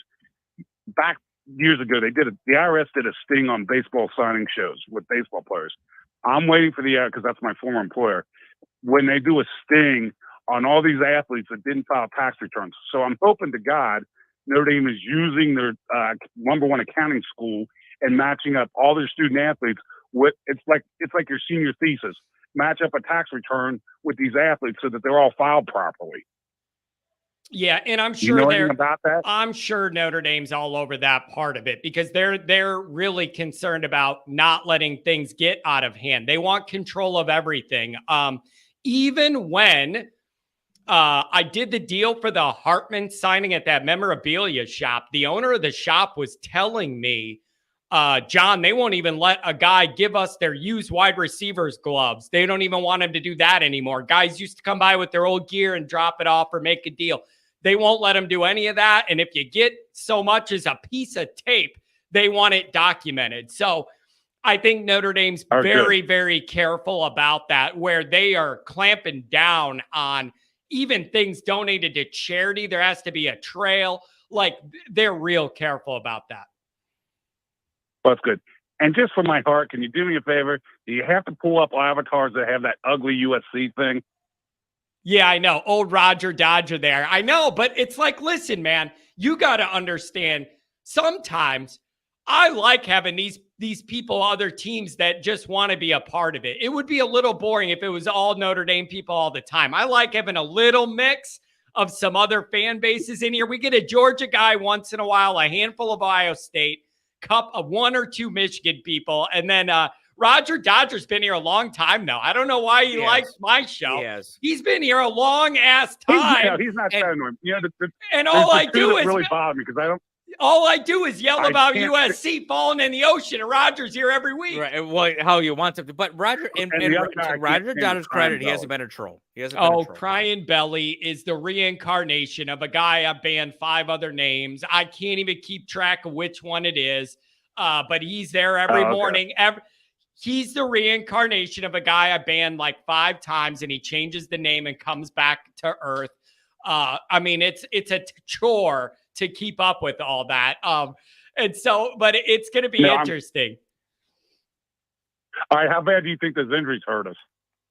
Well, I mean, you could look at it and go, wow, that sucks. You hate to see it, and you hate to have Bauman. It's not his first lower leg injury, but like tight end, you feel like you're probably going to be okay. And then Gobira was mentioned, but I don't know how big of a part of that rotation he was going to be this year. Obviously, it's not ideal, but it isn't like it's your frontline stars either. So I don't know. And let's face it, it happens every camp. You get 1 or 2 big injuries. Let's hope it stops there. Yeah.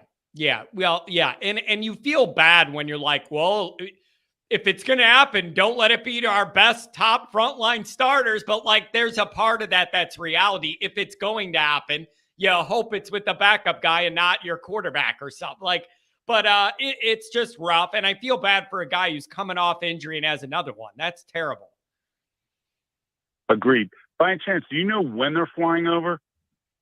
Ooh, that's a good question. I don't know that. I know there was debate. I know there was debate. I did see a press conference where Freeman said because he went to Hawaii, he didn't go into more depth, but he's adjusting a few things how he was going to plan the trip, basically because he experienced it. That's what concerns me, is that I think ND messed up on that, because I hope the guy were not sleepwalking, but that game too could be tricky in the first half. I think they should have put a bye there, and I don't know. You're not going to adjust back off that trip, because think about it, they're not going to probably get back. They pick up 5 hours with the flight, but still, you're going to probably give them Monday off, so you're going to have 2 days to get ready. I mean, I hope that we have enough talent to just beat them straight out. Yeah, me too. I'm not worried about losing that game.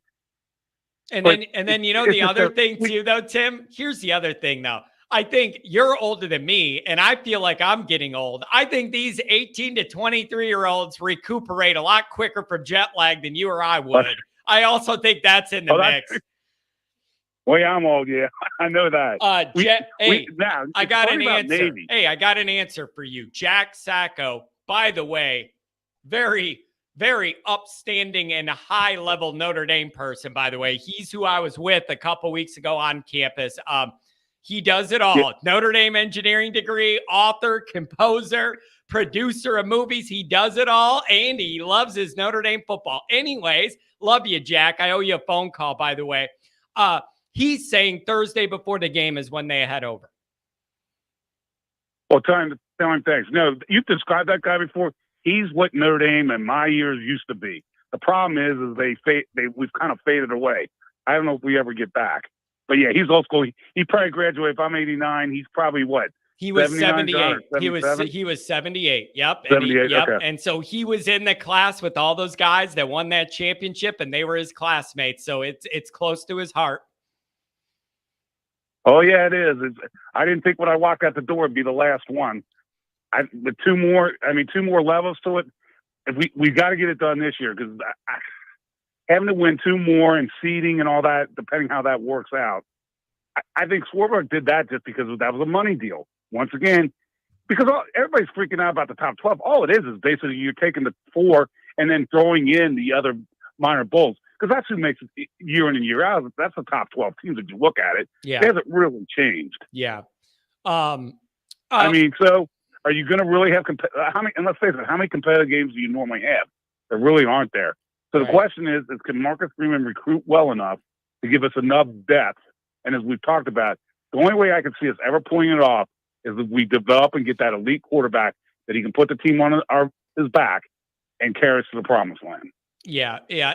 I'm telling you, Notre Dame's path to ever winning a championship again starts with an elite quarterback. And when I mean elite, I mean elite. Like elite, like Trevor Lawrence, elite, like where you're a number 1 or 2 pick. Yeah. I mean, if you're going to look at it this way too, if you look at the recent champions in the playoff era, Clemson by far is the model Notre Dame could emulate the most based on how we recruit and our values. And if you'll notice, they won it with some classes lower than top 10. But what they did have is they had one of, if not the best quarterbacks in the country. And that kind of balanced out not having overall top 5 talent. That is the model that most closely resembles what I think Notre Dame could practically do. And I think, Tim, this year and next year, you're going to start seeing that blue chip ratio help Notre Dame with the depth and just having guys everywhere that are able to play younger and compete. I think you're going to see some of that this year, and then next year, a lot of it. I'm excited for that. I hope that, and by the other way, because he's from my home city, Gino Caduli is going to get it done. He's going to recruit and develop quarters better than we've ever seen in the last 12 years. You know what? Trust me on that. I'll take that to the bank. Hey, I'm glad you're bringing that up. I feel like, and this may not be fair. I don't know. Somebody tell me if this is not fair, but I have a strong sense that Reese was the O coordinator and the quarterback guy. I feel like he was spending time trying to draw up all these fancy genius plays and wasn't over there working with those guys on the things they need to do to develop as quarterbacks. I like the idea that you have a dedicated guy whose job is just to work with those guys every minute, pay attention to everything they're doing, and get them on the right track of development. I think we're ahead right away just from having a guy dedicated to doing that damn job. I'll agree with you, and I'll throw Reese in this. You know what Reese's goal was? It wasn't for Notre Dame. I'm not saying he wanted to lose games, so don't go there with this. But his goal was like Charlie Weiss, develop his ego and show everybody how, in his mind, how smart he was. Instead of drawing up your offensive plays and developing your players, it was about, let's show how smart I am so I can get to the NFL or maybe a head coaching job. It wasn't about good coaches use the talent they have and develop the skills their players have. Reese was never about that. It was about, let's show how brilliant I am about developing a set or an offensive call. Yeah. Charlie Weiss was the same way. Yeah. I don't know. So I'm hoping. Go ahead. Where I'm going to really laugh is when Alabama folds. The only team I can't believe I'm saying this, the only team I'm going to root for Saban in, because he ruined a lot of trips back to Michigan for Notre Dame and Michigan State, is when he plays that little Satan at LSU. Yeah. You want to talk about blowing up a stadium? In theory, I can't stand those two coaches, but root for the asteroid. Evil. Root for the asteroid. You know, I'm not kidding, Tim. I've seen a lot of people predicting that LSU and Michigan will both be in the playoff. Can you imagine an LSU Michigan national title game? I don't think I'd be able to watch because I'm not going to be happy no matter what happens. Watch it. I'm not going to be happy no matter who wins. If you have to do it for your job, I get it. But if you're a true Notre Dame fan, if those two teams are playing for it, how can you justify it? The only way I could even stomach one is if it helped Notre Dame. No way in hell. Yeah. I mean, you think about it. I lived and died through 93. Do you really think it thrills me to ever in my life to have to root for Florida State? Yeah. Yeah, I know. Well, I know it's like dire times when week 1, I'm going to sit there and root for Florida State. But that Sunday of Labor Day weekend, I'm rooting for Ohio State over Kelly. And we're going to have a show on. No, I'm rooting the same damn way. I can't argue. You think I'm going to root for that hypocrite that truly never loved Notre Dame? And now I'm hearing all the stuff that came out that he did. Are you kidding me? Yeah, I know. If you're a true Notre Dame person, how you can have any respect or love for Brian Kelly, I'd really like to have a one-on-one argument with you. Because you're a moron. Oh man, it was time to go separate ways, Tim. It was time to go separate ways. Anything else on your mind, my friend? No, I'm good. Go Irish, and let's please get this done. I'm getting old. You have a good night and good week, John. Hey, hang in there, buddy. Hang in there, Tim. Don't croak out yet. Come on, bud. Oh no! Well, no. That's actually no. Thank God, like you said. Thank God it's not an 8 o'clock in the morning game. Yeah, that was a killer in 2012. Although it is kind of nice for the anxiety because you can get it out of the way early and enjoy the rest of your day when Notre Dame blows somebody out. It saves me wearing out the carpet in the house, pacing up and down the hallway. I tell you that. But nothing can be worse than the longest day I think I ever spent in my life. Well, 2 longest days. Besides the Bush Push, the other one was the god-awful day of South Florida, where the game started at 2:30 and got over at 10:30 and we lost. It was like, you know what that felt like? It felt like you got stabbed and you were bleeding out, but not fast. It was like an all-day slow bleed out, man. It was awful. Well, the Bush Push, I had a beanbag. And the Bush, I thought we won. I had a couple people ready to call me. I literally collapsed in the bean bag, and my friends thought I had a heart attack and died. I could understand if you did. I have a very similar story with the Bush Push game. I was on the phone with my dad. But anyway, God bless John, and I appreciate you taking the call. No problem, buddy. Have a good weekend. See ya. You too. Hey, Pat. Yeah. He didn't talk about politics. He used the F word this time. We're good to go. Yeah. No politics, no F word. He's good. He's good. You know what? It's all good. He's always been a good caller. Just sometimes. Yeah. T-Rex just bought us out for the night. We're going long, John. We're going to be here all night now. Oh, boy. $20 hour. T-Rex. Top 10 talent plus Hartman and a schedule that's very respectable, but appears more daunting than is. 2 of the big 3 at home.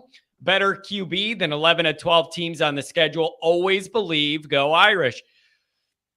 I can't totally disagree with this. It's just, as a Notre Dame guy, coming off, especially what we did last year against Marshall and Stanford, I can't look at a lot of these teams and just go, 9-4 Duke with our old coach that we all respect, we'll blow them out. Like, Louisville at night, that'll be easy. Pitt at home, I just can't. I'm not taking any of these teams easy. I'm just not. No, how can you? I mean, yeah, I don't know, man. I just can't. 720, what do you know? Hey, what's going on, my man? Not much, man. Just having fun with the people on a Saturday night. What's good?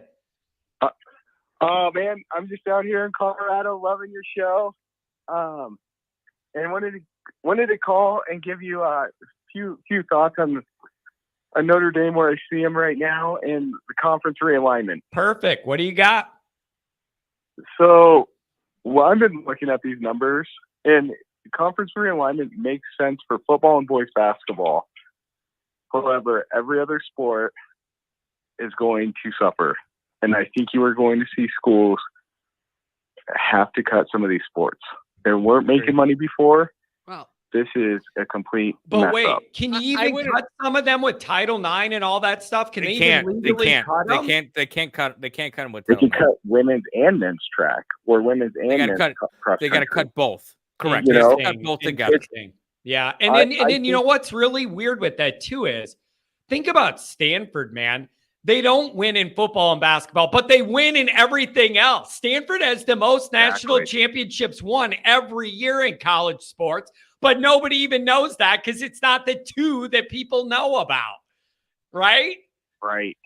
Yeah, no one cares about, and I'm not saying they're not good sports, but no one cares about rowing or say, I don't know. So, they have those random sports in college outside of you do the major not. sports. I will not let you call in this show and denigrate Notre Dame's recent fencing championship. Damn it. You respect. Okay. No, you respect that sword. You respect the sword, damn it. I do. Hey, it's a championship for ND. On So, guard. I love that, man. I'm going to get me one of them. I like that, man. Hey, John, you make a shirt that says "On Guard," and I'm going to be your first purchaser of that. All right? I like that. I actually, you know what's funny about that? I put that as a headline on one of my USA Today articles this week, discussing the guard situation and the instability there. That was literally the bullet point was on guard. And I don't know what we're going to get there, but we're going to roll with it. Man, every time I call in now, I'm just going to say "On Guard" because I'm coming hot, man. I'm coming hot with some good knowledge. I like But, that. man, as a fellow Italian, I was super bummed to hear Byra hurt today or the other day. Yeah. Man, but he'll be all right. He's young because he's a redshirt freshman or sophomore. Burnham's a loss. But my biggest concern is the O-line right now. From what I'm hearing, either our D-line is just better than as good as I think they can be, Yeah. or we got some holes to fill. And who has been the biggest miscoach when he has left in the past? And then the biggest contributor again. It's been Harry Hiestand. Not having Harry I feel like those lines really underperformed when he left. And then we saw him jump right back when he came back. So I'm concerned about the O-line. I am. Hold on a second. Let me type this out. Pat, I misspelled that when I typed out my own email earlier. Always irishnd@gmail.com. The people getting stuff, send me your name and your mailing address, and we will keep a list. It's always irishnd@gmail.com. Send us your information. It'll go on a sheet. When the store's done, then I'll reach out, let you know your stuff's on the way. Back to this offensive line. It has been a worry for me from the beginning of all this. I love the twin towers of tackle terror that we have, but inside, I'm just nervous about it. Can those guards and center hold up? Nobody's going to want to mess with those tackles. They're going to try and confuse the hell and bull rush and do everything else inside. And if that happens, we're blowed up. Pat, you want to say something about that? I'll let the caller go first. All right, go ahead, caller. Yeah, I am nervous about it. O-line, let's see. I'm nervous about it. I'm nervous, here's the other thing. I'm nervous because if the right guard starts messing up, who's that going to affect too? Blake Fisher. He's going to start overplaying. I coach football when that line's not in sync and it messes everything up. So they need to come together fast. And that's a big worry. I would tend to think with Rocco's pedigree, he's going into his redshirt junior year. I think he'll be okay by that first game. But man, a couple years ago when Joel all had to come in, I mean, we went through 2 tackles that should have been plug and play, and it took us to find the least highest rated recruit that year to come in and start. What happened? Did Colorado get you? What happened, bud? I don't know what happened. He got zapped up in Colorado or something. Yeah. So I have a comment on this. You've known for the longest time. I have never been a Harry Hiestand. Yeah. Now wait, can you explain to people why? Because Harry's like a religion to a lot of Notre Dame fans. Can you explain why you didn't buy into that?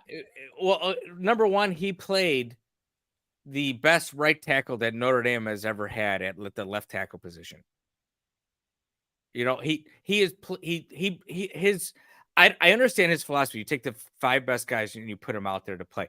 I actually appreciate that, but you have to put them in a position to succeed. And when he puts McGlinchey at left tackle, just because he wants to put him next to Quentin Nelson, who's the best left guard that,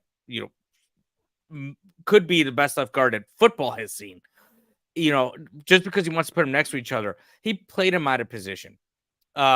And you go back to all those offensive lines where Notre Dame is O-line U.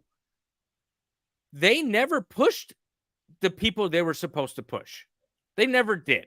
Yeah. They pushed the bad teams. Yep. They never pushed the teams that you wanted to win with. That's my number one complaint about O-line U, and I believe yes. And that's Harry Hiestand. But it's so frustrating, though, man, because it's like, we're O-line U, we're O-line U, we're O-line U. I need you to be that against the best teams we play in the biggest moment. Correct. You can't just be O-line U against Stanford. Like, I need that in the biggest moment, and they never really held up to that. And I've had people argue with me that, well, it's scheme. It's not, it's the scheme. It's the zone blocking. It's the pulling. It's the whatever. The scheme shouldn't matter when you're an offensive lineman. What should matter is you see the guy you're supposed to hit, you hit him, you put him down, you go to the next guy. Yeah. And Notre Dame's offensive line has not done that. The whole O-line loot, they lost. They lost games against the biggest games because they are not prepared to play the best talent. They're just not. You're going to put someone up. ND is O-line unless we play good teams. Right, Jack. Jack, you're so right. Yeah. You're so right. Then we become no line you. It's 100% true. So I've never been a Harry Hiestand fan. It has always bothered me. The love for Harry has always bothered me. I don't doubt that the guy can coach guys to play, but I never found that the guy put the player. Number one, we know he wasn't a recruiter. Yeah, we know he wasn't a recruiter. He didn't go on the trail. But that was never really even expected of him. Really, he was fine. He was fine. Was just kind of understood. Yeah, he was fine with the 3-star guys because he thought he can coach them up. But then he put guys into positions that they couldn't succeed in. So he couldn't win me over. I believe Notre Dame has an offensive line coach now who understands the purpose of an offensive lineman and what they're supposed to do and how you got to put a guy here and a guy here. And maybe that guy over there is better, but he's not better at this position. He's not better at left guard. He's not better at right guard. He's not better at center. He's a great tackle, but he's not a great center. Harry would put the guy who's a great tackle at the center position because he thought he's better than the guy who's playing center right now, but he couldn't snap the damn ball. Right. I've never been a Harry guy. Yeah, I get what you're saying about that. And then the thing with Rudolph is He's got a body of work, but not here. Okay. And so now you're looking at like with these guards and how many guys they've been running out there with the ones in camp and then flipping it around and everything. And then it's like, well, wherever we land on, I guess you just got to roll with it because you haven't seen a Rudolph offensive line yet. So you got to roll with it and see what they do. Exactly. The guys he runs out there. I don't know what else the guys do. I have more faith in this offensive line than I've ever had with the Hiestand line.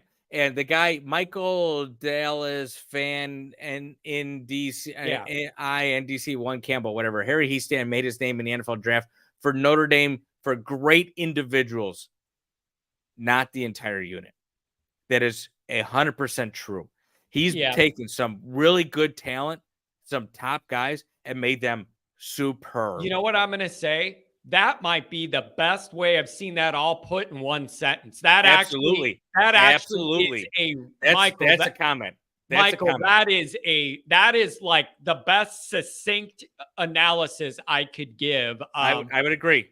Yeah, I would agree. He's taken superior guys and made them top tier NFL talent. Okay, but then this becomes a debate about definition because to me, O-line U, it's got to mean not only just NFL, but if you're O-line U, I'm assuming you're a dominant O-line in college. Right. I don't care about the NFL.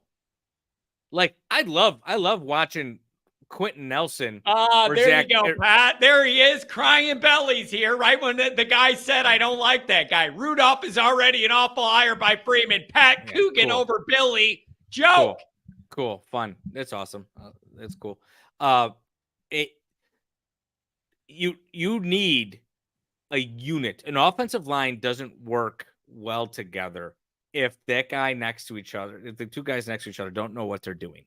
And that's what it all comes down to. And when they were winning the best offensive line of the year award, you're sitting there looking back, it's like, well, if it wasn't for Quentin Nelson being able to slide over six guys. Look at this. Crying belly. The 17 line was the Joe Moore award-winning offensive line, you dumbasses. Yeah, I know. It did him a lot of good down in Miami, didn't it? Yeah, no shit. How many yards they blocked for against Miami?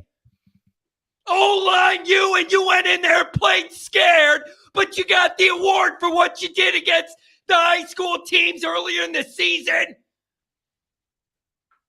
That one game should make you not eligible for that award.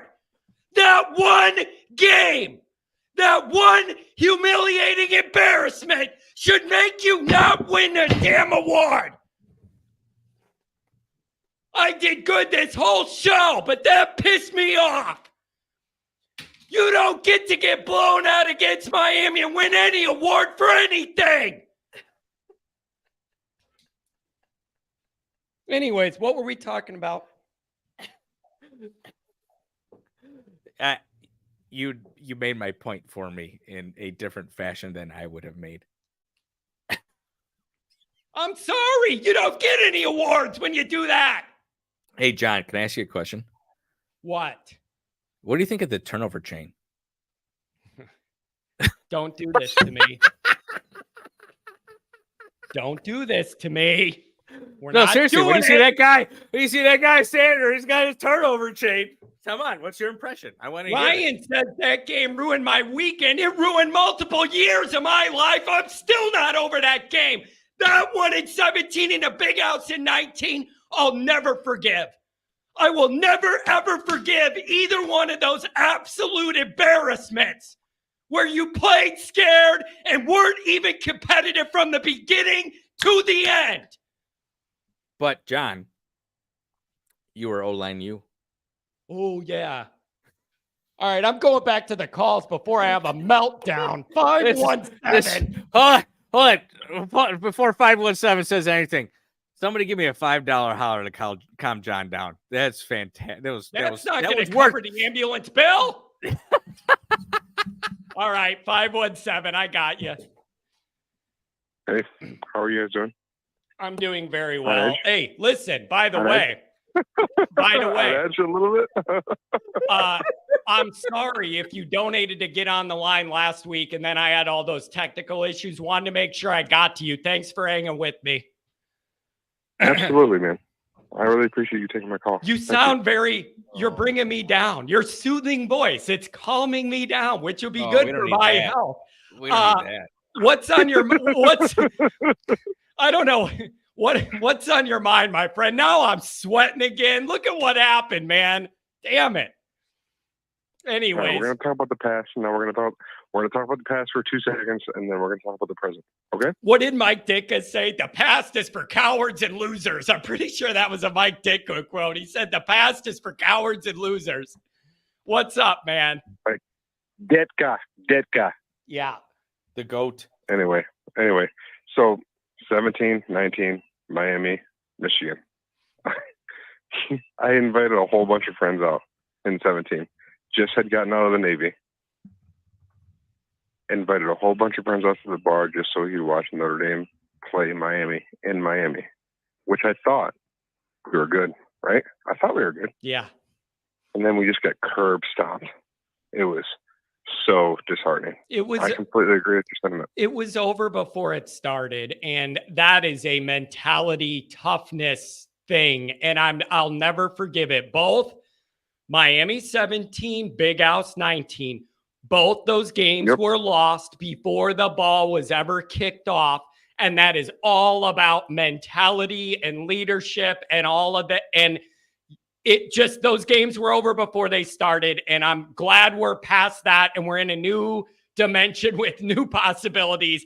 And I don't want to think about it anymore. But those, I will never, ever forgive either one of those nights. Can we say that's why we wanted a new head coach? I'm sorry. Those games are the perfect example of why we want a new head coach. Sorry, go ahead. Yeah. Pat said those are examples of why some people were open to getting a new head coach. But anyways, what do you got, man? I'm sorry. I can see that. I mean, hey, Brian Kelly was a decent head coach, right? He was decent. He got the all-time wins record. Sure. Cool. Didn't give us anything else. Yeah. No bowl wins. Exactly. Nothing. So I was ready for that to move on. All right, let's talk about now, damn it. What do you make of this year? Navy camp? What do you want to go over? I just think we're poised for a good run, right? I'm a little bit worried about NC State, right? Understandable. Just because that's a Power 5 team. They're fringe top 25 team. We are playing Navy, which everybody's saying Navy's going to run the option. I've been hearing otherwise. Like maybe a little bit of the option, maybe a little bit of a wrinkle, like a different kind of system to run the option. Maybe it's not going to be the old Navy that we've known for the past 20 years, but I think it's going to be a little bit different. So the line is 20 right now. So are we going to beat them by 20? The over-under is 49. Can we make 49 points up? I don't know. I'm unsure yet. There's a lot of questions about, we have Audric Estime, and he can run through brick walls. Cool. However, in order to actually have a good offense, other receivers are going to step up. And I'm going to say that straight up. Can they? I don't know. What do you think? Yeah, well, I mean, I would like to think Hartman is going to help this whole operation, help the young wide receivers, help the older guys. He knows where to throw it. He knows the timing. He's not going to be overwhelmed. He knows how to do progressions. All of that stuff should help in it, but it's just a matter of how much and how fast. Like, how fast can those young wide receivers develop with Hartman to where what level are they at when we're on a Friday night discussing the Ohio State game the next day? How far has this gotten? How good do they look the first 4 weeks? What's the health situation like? Like, I think with Hartman, who knows what's possible? We're not used to having a quarterback that could do all the things he could do. And so I don't know. We got to see this progression, man. What does it look like? How quick does this offense gel? I feel like the spring game was a thing that made Jaden Greathouse have a trajectory, right? So you saw the 6 wide receivers that got interviewed. It was Meriwether, Greathouse, Flores, Tyree, Colsey, and I don't know if I've named 6 yet. But anyway, obviously Flores and Greathouse are going to be playing. Greathouse had probably what was it, like 12 receptions in the spring game? He had a fantastic day. It was awesome. Yeah. He looked good. I mean, he really looked did. really good. And he looked, here's the other thing. These guys in practice that are watching it, the media, they have been reporting that Flores and Greathouse carry themselves like older guys. Everybody that's seen them in practice has said, I am genuinely shocked those guys are true freshmen. The way they approach their work and their practice effort and the off the field stuff to know everything to do. Like those guys have come in, not like clueless freshmen. I don't know where I'm going. I'm just going to run around and fit in. Like those guys came in on a mission and it seems like it's paying off and it might be exactly what Notre Dame needs. I hope so. And I hope the defense steps up, really, because when you see, all right, so one of my calls like 6 months ago, I was talking about the interior of the defensive line. I don't have any quarrels with that anymore, so to speak. I'm worried about all the same, these linebackers, like all the same, like, you know, Maris Lufau, Kaiser, Bertrand. Those are the 3 guys, right? So, like, are they really better than the lion's share? Are they really? I don't know. Because we saw last year, they were all seniors last year. Are they really that much better? Because I just don't see it. Man, I'm sorry. Those linebackers are one of the biggest, like, dividing lines I've seen in this fan base in a very, very long time. A lot of people weren't happy with them. They seemed a little out of sync, a second late to read and react. Like the blitzes weren't getting on. When they missed something, it was a big gash play, like all of that. And then a lot of the Notre Dame media is saying, you guys are only focusing on the handful of plays that went bad. 95% of the time, all these guys are right where they need to be. And that's why they're the starters this year. And there's a reason Snead has all this athleticism, but is it going to start? Because he didn't always in the right place. That's what they're all going to tell you. My eyes told me something looked a little off last year with that group. A little late to react, a little late to get where they needed to be. Like something just seemed a little off. And when it burned us bad. And I didn't love it. So I am open to them being another year together and things look a lot better. But to me, the rope's got to be short if things start going bad. That's my opinion. But at the end of the day, like, who else do we have? Jalen Snead, Drake Bowen, Jaden Osbury. These are all young guys. Snead's been talked about a lot. And then I've heard that Bowen is too, and that he could be one of the next guys in there, even as young as he is. I think Osbury's a little behind in the development compared to those two. And then the other thing that's going to be really interesting is what's his name? KVA, whatever the guy is with the fancy name from KVA from California. That's a guy that's going to be in the mix day one. He's going to get in the door and he's going to be playing and it's going to be right away. So I don't know, man. And then let me ask you this. How do you feel about the defensive line? That was one of my big worries going into the year. Do we have enough bulk there? What's the rotation? How are we going to be able to make that work? And then the reports are these guys came back in great shape, built on muscle. They got a good rotation, and everybody's saying they look good. That's one of my biggest concerns. And I'm hearing they look good. I don't know what to believe. Well, I was thinking about when you were just talking. I was thinking about I put a poll on one of the message boards that I follow, and I put a poll on there with like 10 different answers, like 10 bold predictions. One of the bold predictions I put on there was, will Jordan Botelho have 10 sacks? Can he make 10? I don't think he'll get there. Why not? It's a bold prediction. Wait, Anyway, so you got Jason Onye.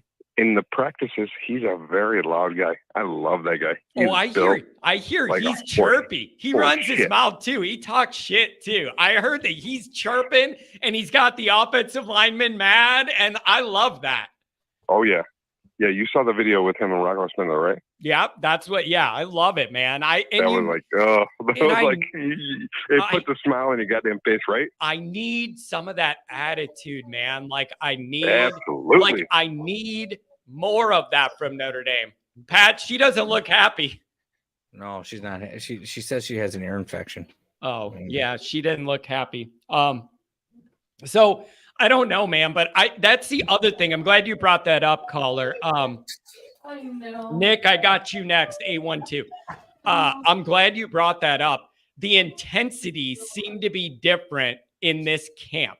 And that is not only something I've read and heard, but when I've watched what's going on and seen them in these environments, it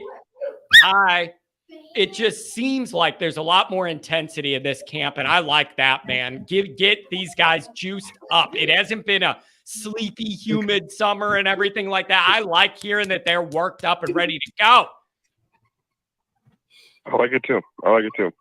So let's end it here. Bold prediction. Yes. Not even bold. Your side. What do you Straight got? up, honest prediction. Is a good What is your friend. what is your prediction for the record? 10-2. What do you think? 10-2, and I'm giving 10 it and 2. and I'm giving it leeway up one or down one, depending on unforeseen circumstances. Good breaks, bad breaks, good health year, bad health year, timing, whatever. I'm going 10-2 with leeway margin, one up, one down. One down would be a nightmare. One up, you might be in the playoff, but that's right where my gut tells me we'll be. Oh, I didn't even notice that. I'm right there with you. I'm thinking 11-1. Yeah, and I realize I think we 10-2 lose is to. I think we lose to Clemson. yeah, it's going to be tough. At Clemson. Yeah, that's going to be tough. Because we embarrassed them, man. We embarrassed them really bad. Really, really bad. Yeah. You think they're not going to come out like fires blazing? Yeah. In And the Clemson? issue is it's at their place. It's going to be the night game of the week.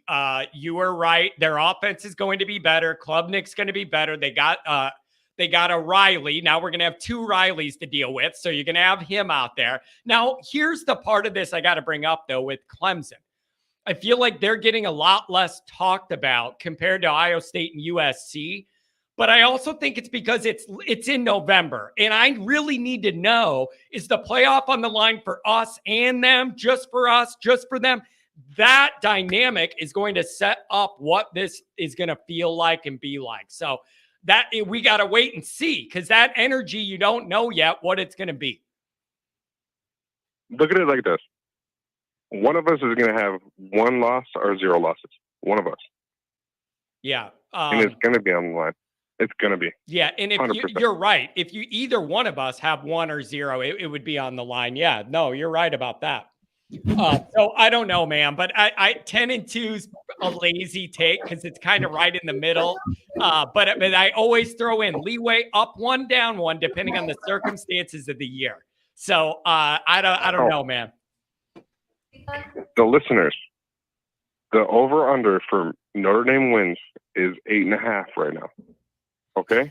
Yeah. So we both just talked about, I think it's 11. John thinks it's 10. So we can even go down 9-3 and you hit that money. Okay? I'm out of here. Yeah, I like that, man. Thank you. Have a good weekend. I like that, man. Hit that. Even on my low end, I win money. I like that. Thank you. See you guys. Have a good one. Nikki Dean, it's good to be heard and seen. What's going on? Yeah, it truly is. First things first, you and Pat look great tonight, man. Oh, I appreciate that. thing. Yeah. Thank you. Thank man. you. Yeah, Thank you. very much, my friend. I worked on my hair. I got all ready tonight. And I don't know, Pat. I've seen your hair look better than that, but you're doing all right. Thank you, Nick. How are you and the wife doing? You guys good? Oh, we're great, man. We're hanging out in Columbus, Indiana, and watching your show. And she gets mad at me because I go, "Oh, Always Irish has a new podcast. Always Irish has a new show. Always Irish has a new short." I mean, she gets mad at me. But anyway, second thing, I don't think Hartman is going to be the key to Notre Dame's offense this year. I think it's going to be Estime. Agreed. Third thing, Well, wait, hold on. I think Nick, can you hear me? yes, Okay. yes. I agree that Estime is going to be the bigger tool in Notre Dame's offense, but it's going to be because Hartman can put it all over the field. But that's what Hartman needs to do to get to the NFL. He needs to prove that he can utilize all the people around him, right? Estime is the first thing he needs to utilize. Yeah, I think not to these sound, things not will to sound feed like off a each dick. other. I don't care what he has to prove to get to the NFL. I just care what he has to do for Notre Dame to win. But I think these things feed off each other. Think about it, you guys. Agreed.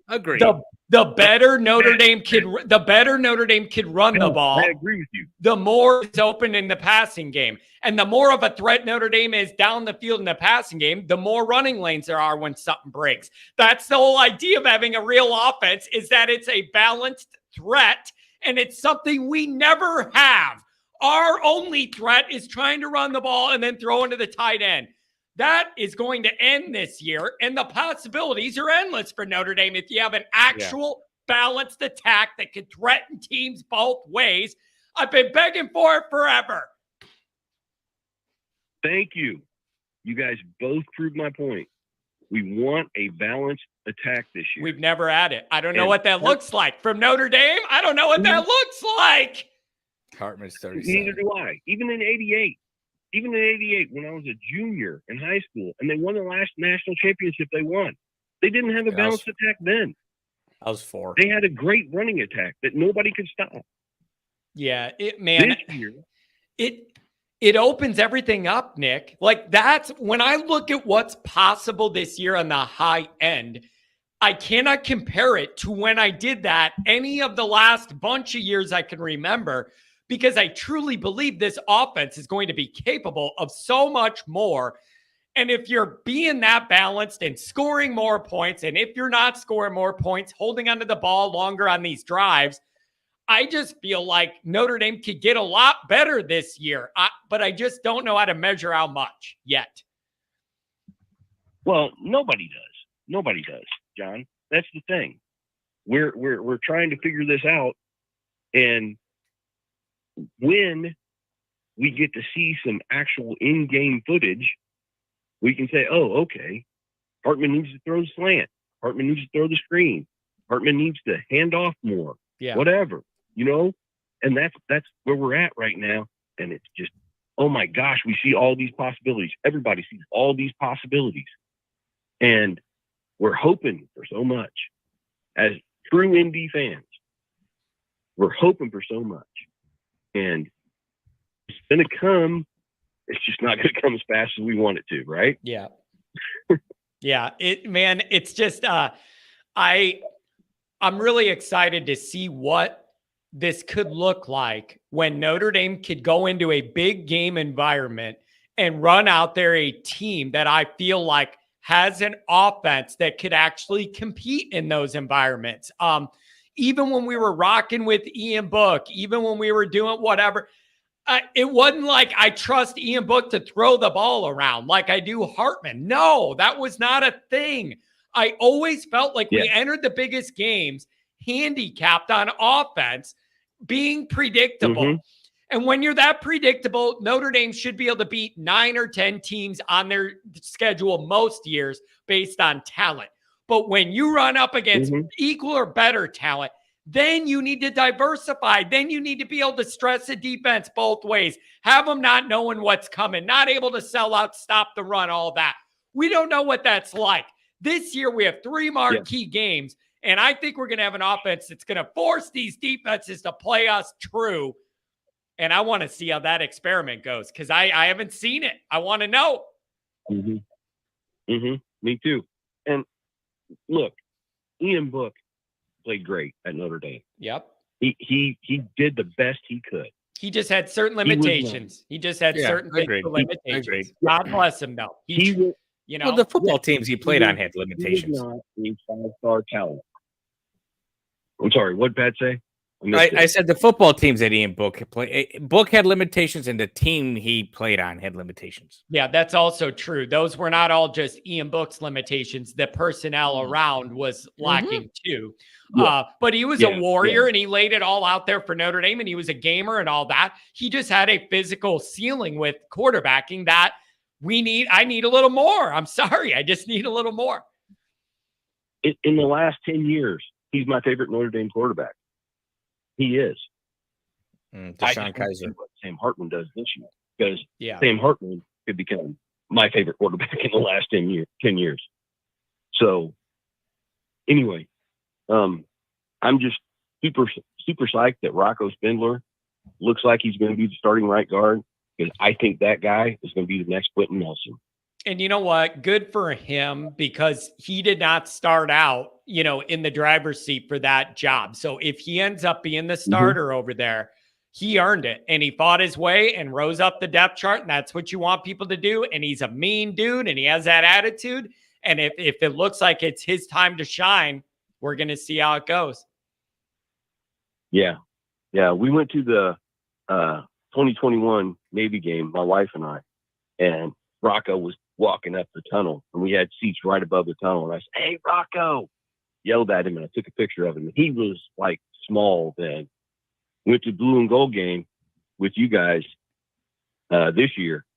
And Rocco was sitting down on the bench right in front of us. I said, "Hey, Rocco." And I took another picture of him and he looked like twice the size he was.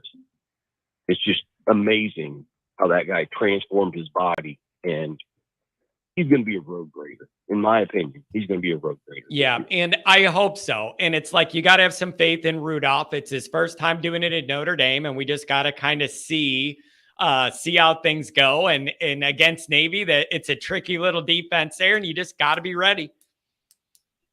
Yeah, I mean, Navy's one of those games that you're never going to play a game like that unless you're at Notre Dame. You're never going to play at any other Power 5 team. You're never going to play Navy or Army or Air Force. And for some reason at Notre Dame, we always play them, which that's okay. I understand. But yeah, and it's just a weird game. Yep, it always is. And it's just it's just kind of they shorten the game on you. And so that's just something on my radar when it's week one and offenses aren't all in sync and in rhythm yet. That could work for you or against you. But I think Notre Dame will be fine. I just got a default to think they'll figure it out and that Hartman's going to make it work. I'm not saying everything's going to look smooth, but I just think they're going to figure it out. We need what, 3 Hartman to Merriweather touchdown passes that game, and we probably win it. I'm telling you what, honestly, that's man, what we need. I hope Merriweather could get off to a good start, build some confidence. They really need him to be the big body, big threat down the field guy. That's what they want him to be. And it's just consistency seems to be the issue. He's up and down, down. Can we get him at a level of baseline play we can rely on? That'd be nice. Well, let's turn the page here, and I heard Chris Tyree caught 20,000 passes since last spring, not including the spring. Since last spring, he's caught 20,000 passes. Man, what? Just on the old jugs machine? The jugs machine in the yard or what? Hold on. I've hit 20,000 golf balls, and I ain't any better at golf. No, but I think he's going to adapt fine. I do not have that concern. He's an upperclassman. I think he's going to adapt just fine. And I think he's going to be a very useful secret little weapon. And I expect big things from him this year. I think he can really shine, have his best Notre Dame year yet. You throw him a quick slant or a quick out, and he's only got one defender in front of him. Yep. And he makes a cut. Gone. I mean, how many times have we seen him make a cut just on kick returns? That, was a second away from breaking. By the You way, know? I'm pretty How sure many I times did can you do see that? them announce today that he's going to be returning kicks. Pretty sure I saw that on Twitter today. Yeah, I saw that too. So I don't know, man. Notre Dame is in a position to have a fantastic year. Calm people down, anybody that's worried about Freeman, gain some national credibility, knocking off 2 or 3 of these big name teams. That'll help recruiting. Like Notre Dame's schedule allows them so many opportunities to accomplish great things this year. But they got to actually do it, you know? And so it's just got to be a different mentality and a tighter operation than it all was last year. And I do think we're going to see that. But until the wins are in the win column and not losses, I don't know. Yeah. And I think Freeman's a heck of a lot more focused and knows what he needs to do this year than he was last year. Yeah. And like you said 1,000 times, how much of a difference between year 1 and year 2 does a head coach have? Yeah. Freeman, Or did how you much see it did you see where they were talking to Freeman about his approach when speaking with the players? And he brought up last year, I was talking about we got to win the championship and a big picture stuff and all that. And then he says, and then we ended up 9-4. And he said, I am altering that a little bit to put more focus on the immediate game that's right in front of us and do it that way. Maybe that is an example of some of what I was asking, seeing that year 1 to year 2, how he's going to try and do, adapt and all that. And so I don't know, man, but it all has to wash out in wins and losses. Like I don't care how much I like you. You're a cool guy, whatever. It's got to end up in the win column. And we're going to find out soon, man. 2 more weeks, we'll be doing this show live after actual Notre Dame game. And I'm excited for it. I actually commented on one of your shorts. The 1 game at a time approach always works. If you do that, you will win games. Yeah. And I think you liked it. There was like 4 likes, but anyway. Man, you just got to get, I don't know, you got to find something that works and taking it one at a time until they can prove they can handle a bigger pick. Here's where you need to get, Nick. You need to get where you're focusing on that week-to-week stuff. But in the back of these guys' minds, they also understand where they fall in the national big picture and can understand that importance. Notre Dame hasn't proven they're at that level yet to be able to take care of the week-to-week and understand there's a bigger picture thing in play here and where they fall in it.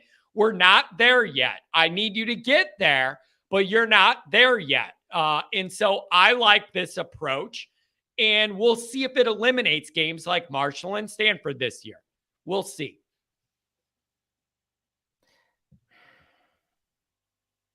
Where'd he go? I don't know what happened. I was talking to Nick and he wasn't there. I don't know, but the whole, like, that's the most basic fundamental philosophy of college football. Of football. Take college out of it. Football, the 1 game approach. Like, I understand his point. But why aren't you taking it 1 game at a time? No, ask Freeman. He was the one saying I was talking about the big picture last year too much. Oh, Nick, I'm sorry. I didn't hang up on you. That's okay, man. I'm glad we connected. Last caller of the night, 651. Okay. We're going to have a little fun. Hello, Johnny 5. What's going on, man? Just trying to enjoy the night. Any news? I missed the earlier part of the show, but Ziegler. You know what? I heard that he was back on campus today. Earlier in the week, people were saying he's going to be gone all year, personal stuff. And then today I heard he was back around campus. So I don't know what the hell. I don't know. Well, if he's got pads on, that's a good thing. But yeah, hopefully all's good with that aspect. I think he was the one that really loved Notre Dame, right? Michigan? The what now? He was a player that really liked Notre Dame when he was recruited. Well, I'd hope Like his so. old He ended basement or something. he ended up He's at here. Notre Dame. He's So at Notre I Dame. would hope he likes it. But then, did you see the news earlier about the ACLs? We lost a couple guys to those. Did you hear about that? Oh, the part that was already sketchy. Yeah, I heard. Yeah. I heard. Fun stuff. Yeah, I don't know, man. You're going to have some of that stuff. Are you nervous about Navy at all? Or are we overthinking it as Notre Dame people? Which is it? What's the reality here in your opinion? Well, Penn's gone, and that's like Brian Shaw being gone. You know, it's a different style, different taste. We're going to get a different thing on the field. So who knows? We might see a few more passes.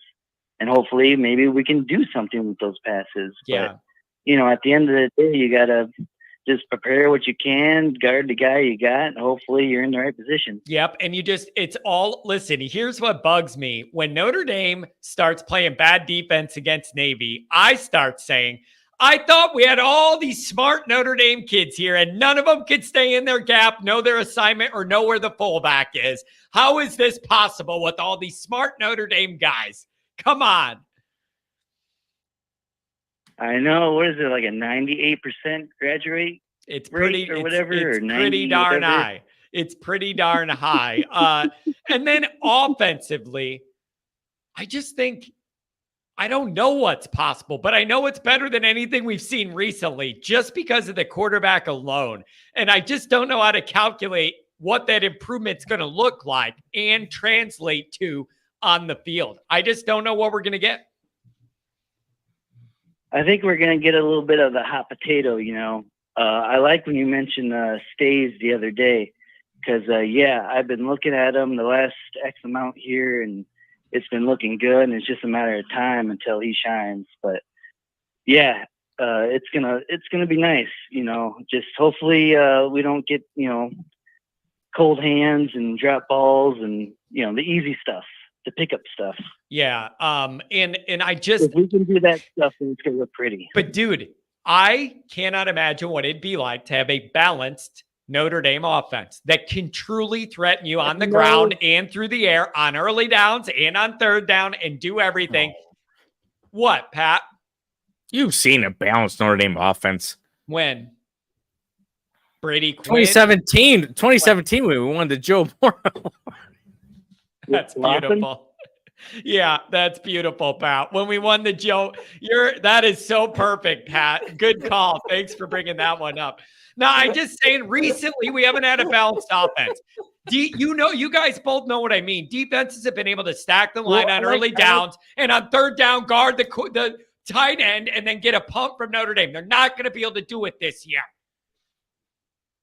When you mentioned O-line U, I love when you said that you know, basically, they look good in the pros, but, in college, you're going to get that push. That was exactly it.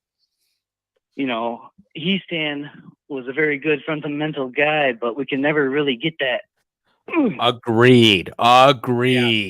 Yeah. And I mean, I don't know, man. It's just to me, if you're going to go by the moniker and the fans are all going to brag about being O-line U, the only way that could possibly be accurate is if that means your O-line does great against the best defenses you play. I don't know how you could be called O-line U when they play bad as a unit in the biggest games of the year. You're not O-line U then. Just say this one O-lineman's good. And then 2 years later, that one's good. I'm sorry. I just need, if you're O-line U, you have to be good in the biggest games as a unit. I'm sorry. That's just my opinion on it. Yep, like good selection, exactly. Or be able to just, you may not always have to get the push, but do something right. I don't know. It's, you know, I had never played the O-line. I was a defensive guy myself, but yeah, it's just certain things that, you know, it's just because they get them to the NFL pretty much. Yeah, and listen, I just every time the big games, you know, when the guns are on the line, it's like, oh, geez, look at that. We're not really. It's just stalemate. Yeah. Stalemate. Go. It'd be great if it was a stalemate. We're getting pushed back. Stalemate would be a victory in some of those matchups, and so it is kind of exciting because you know there's a lot of raw talent there to work with. And then you just got to see what the new O-line coach can get out of him. So I like what I hear from how he does his work and all that. A lot of the assistants, Gaduli, I like what I hear about him. Like, I'm excited to see what these guys could do. And maybe let's not forget about Parker too. I still want to know, how aggressive is Parker going to be? What does he want the run pass mix to look like?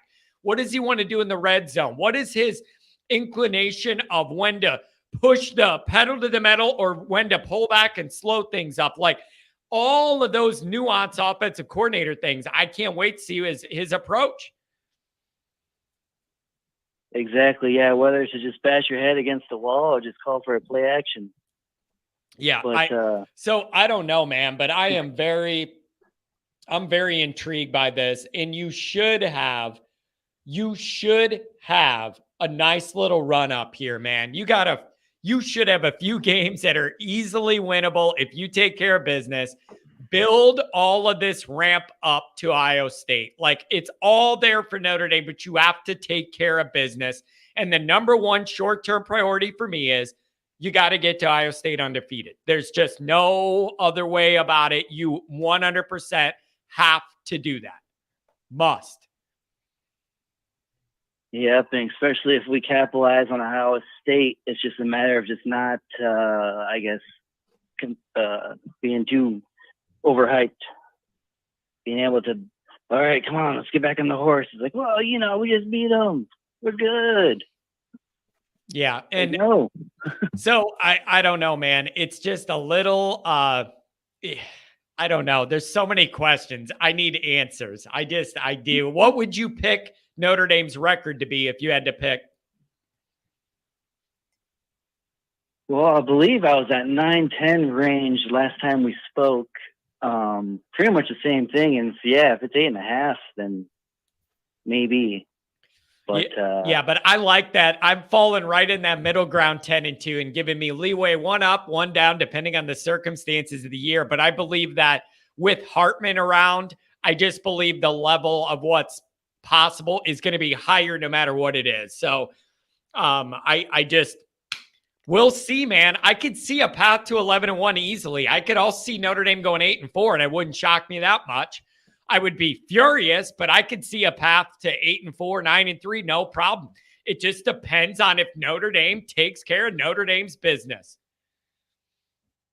I know. I'm excited. And I don't know if you heard, did you hear more about Michigan?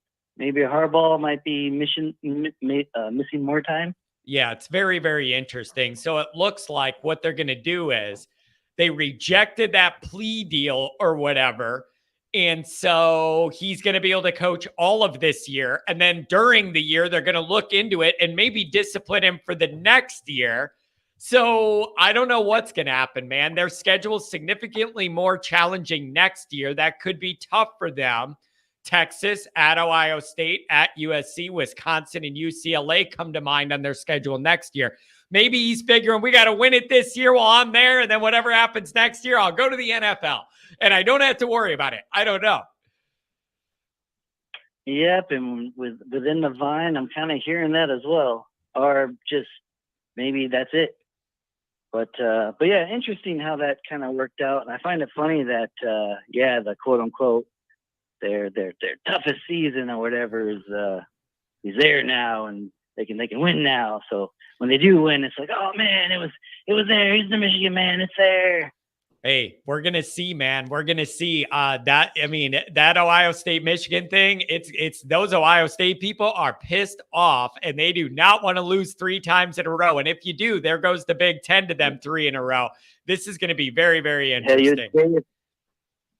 It's quite a hot day, but yeah, it'll be. I'm not sure if he has what it takes to beat Michigan. Yeah, I think Urban Meyer just made a joke about it or something. We're gonna find out. But I don't know, man. But we're gonna learn a lot about Michigan and Ohio State, and we're gonna get a first close up look at Ohio State, and we'll We'll see what it looks like. Yeah, Charlie Weiss, no excuses. I'm A bad hoping you're green. schematic advantage, buddy. Schematic advantage. Yeah, there's no excuses. Yeah, right. So I don't know, man. We have a lot of questions and we're all begging for answers, and they're going to be coming our way shortly, man. I can't wait for it. I can't wait to do these shows on a Saturday evening after Notre Dame wins, and we are all in a good damn mood wanting to celebrate together. It'll be fun. It'll be fun. Very exciting. And then, yeah, I'm hoping we can still stay healthy and we can turn some heads in a good way. So, oh, me too, my friend. I hope so. Hey, make sure you give me a call back in a couple weeks after Navy, whether we're good, bad, happy, or sad. I want you to give me a call. All right, my friend? Oh, yeah. And I hope we're healthy because Navy's, a little chippy when they block and stuff. So, yeah, I know. That's I'm glad you're bringing that up, though. On the early in the season, that's the issue. If you get extra banged up against Navy, it being week 1, that could hurt you. But the rules have legislated out a lot of those total cut chip blocks they were doing or whatever. They're not supposed to be legal. So that hopefully there's a little less of those issues. But I don't know, man. It'll be interesting. Give me a call back in 2 weeks.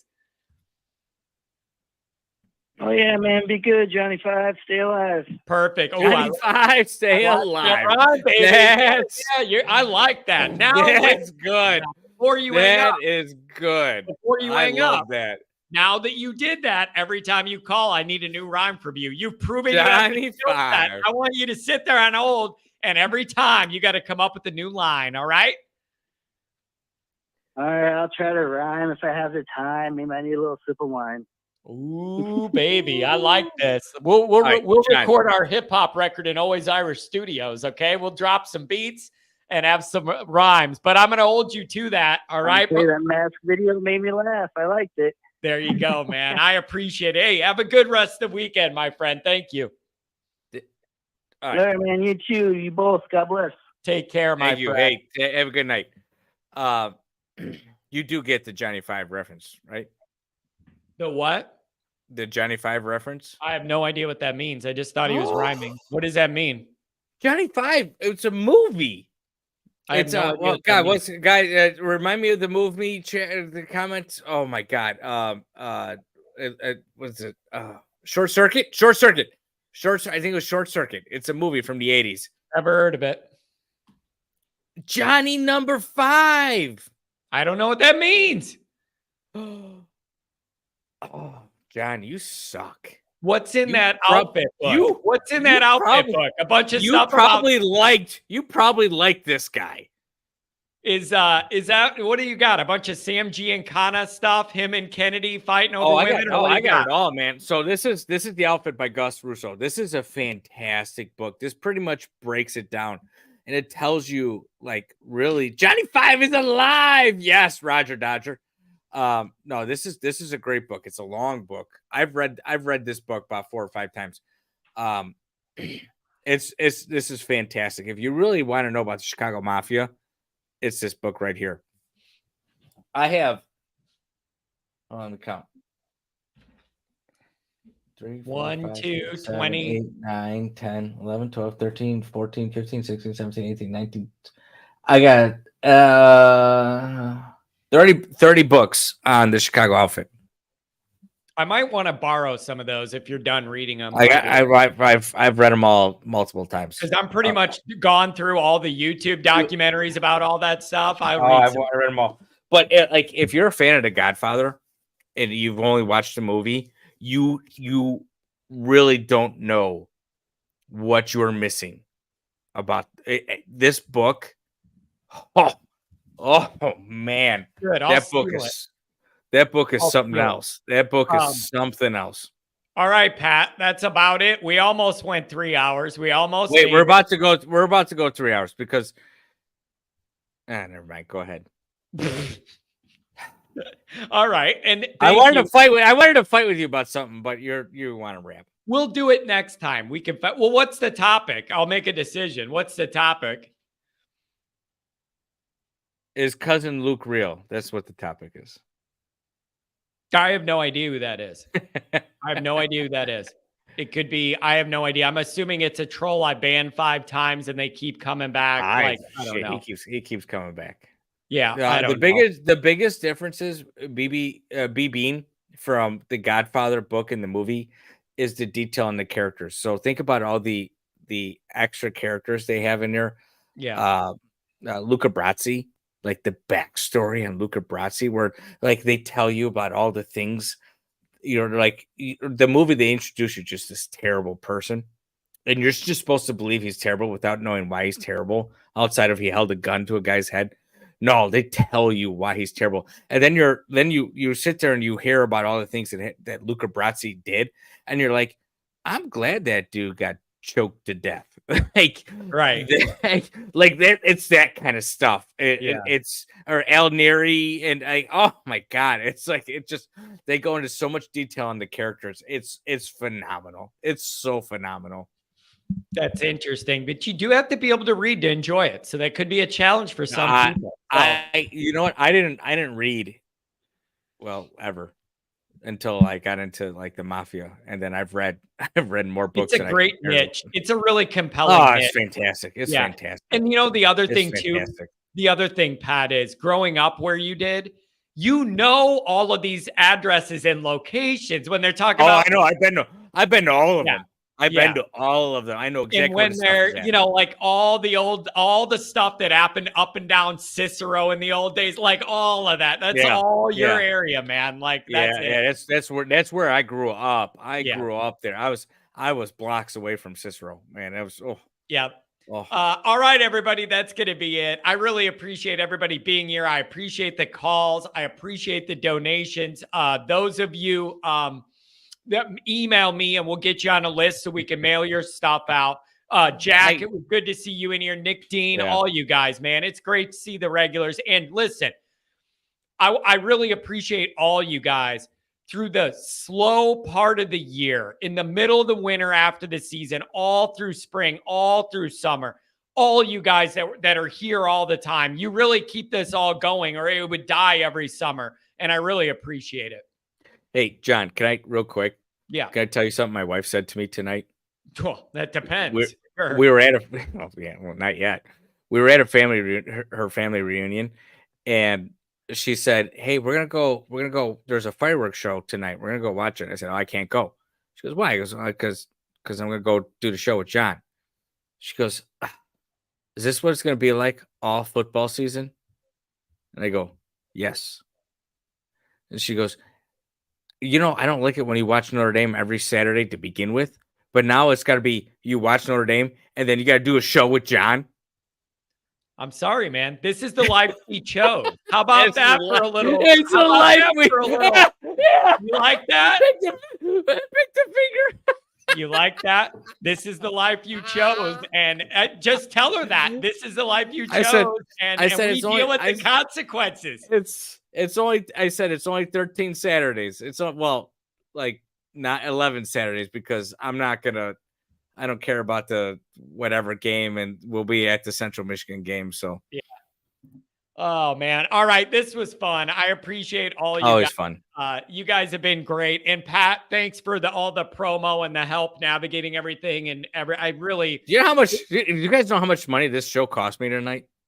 Hey, because John's gonna charge me for these shirts. You're the one that opened your mouth. Next time you're gonna have 100 people doing it, and you're gonna have to pony up even more. Now I'll help you, and I should be able to get some. I don't care. But I should be able to get a certain amount of like samples from my own store. There's things we could do, so I will figure it out. But everybody, thank you so much for being here. I really appreciate it, and we're about to really ramp up. The season will be here in 2 weeks. And this whole energy is going to turn big time. So thank you to everybody. Have a safe weekend. Finish it up, Pat. What? One last question. Yeah. Are we doing a pregame post game?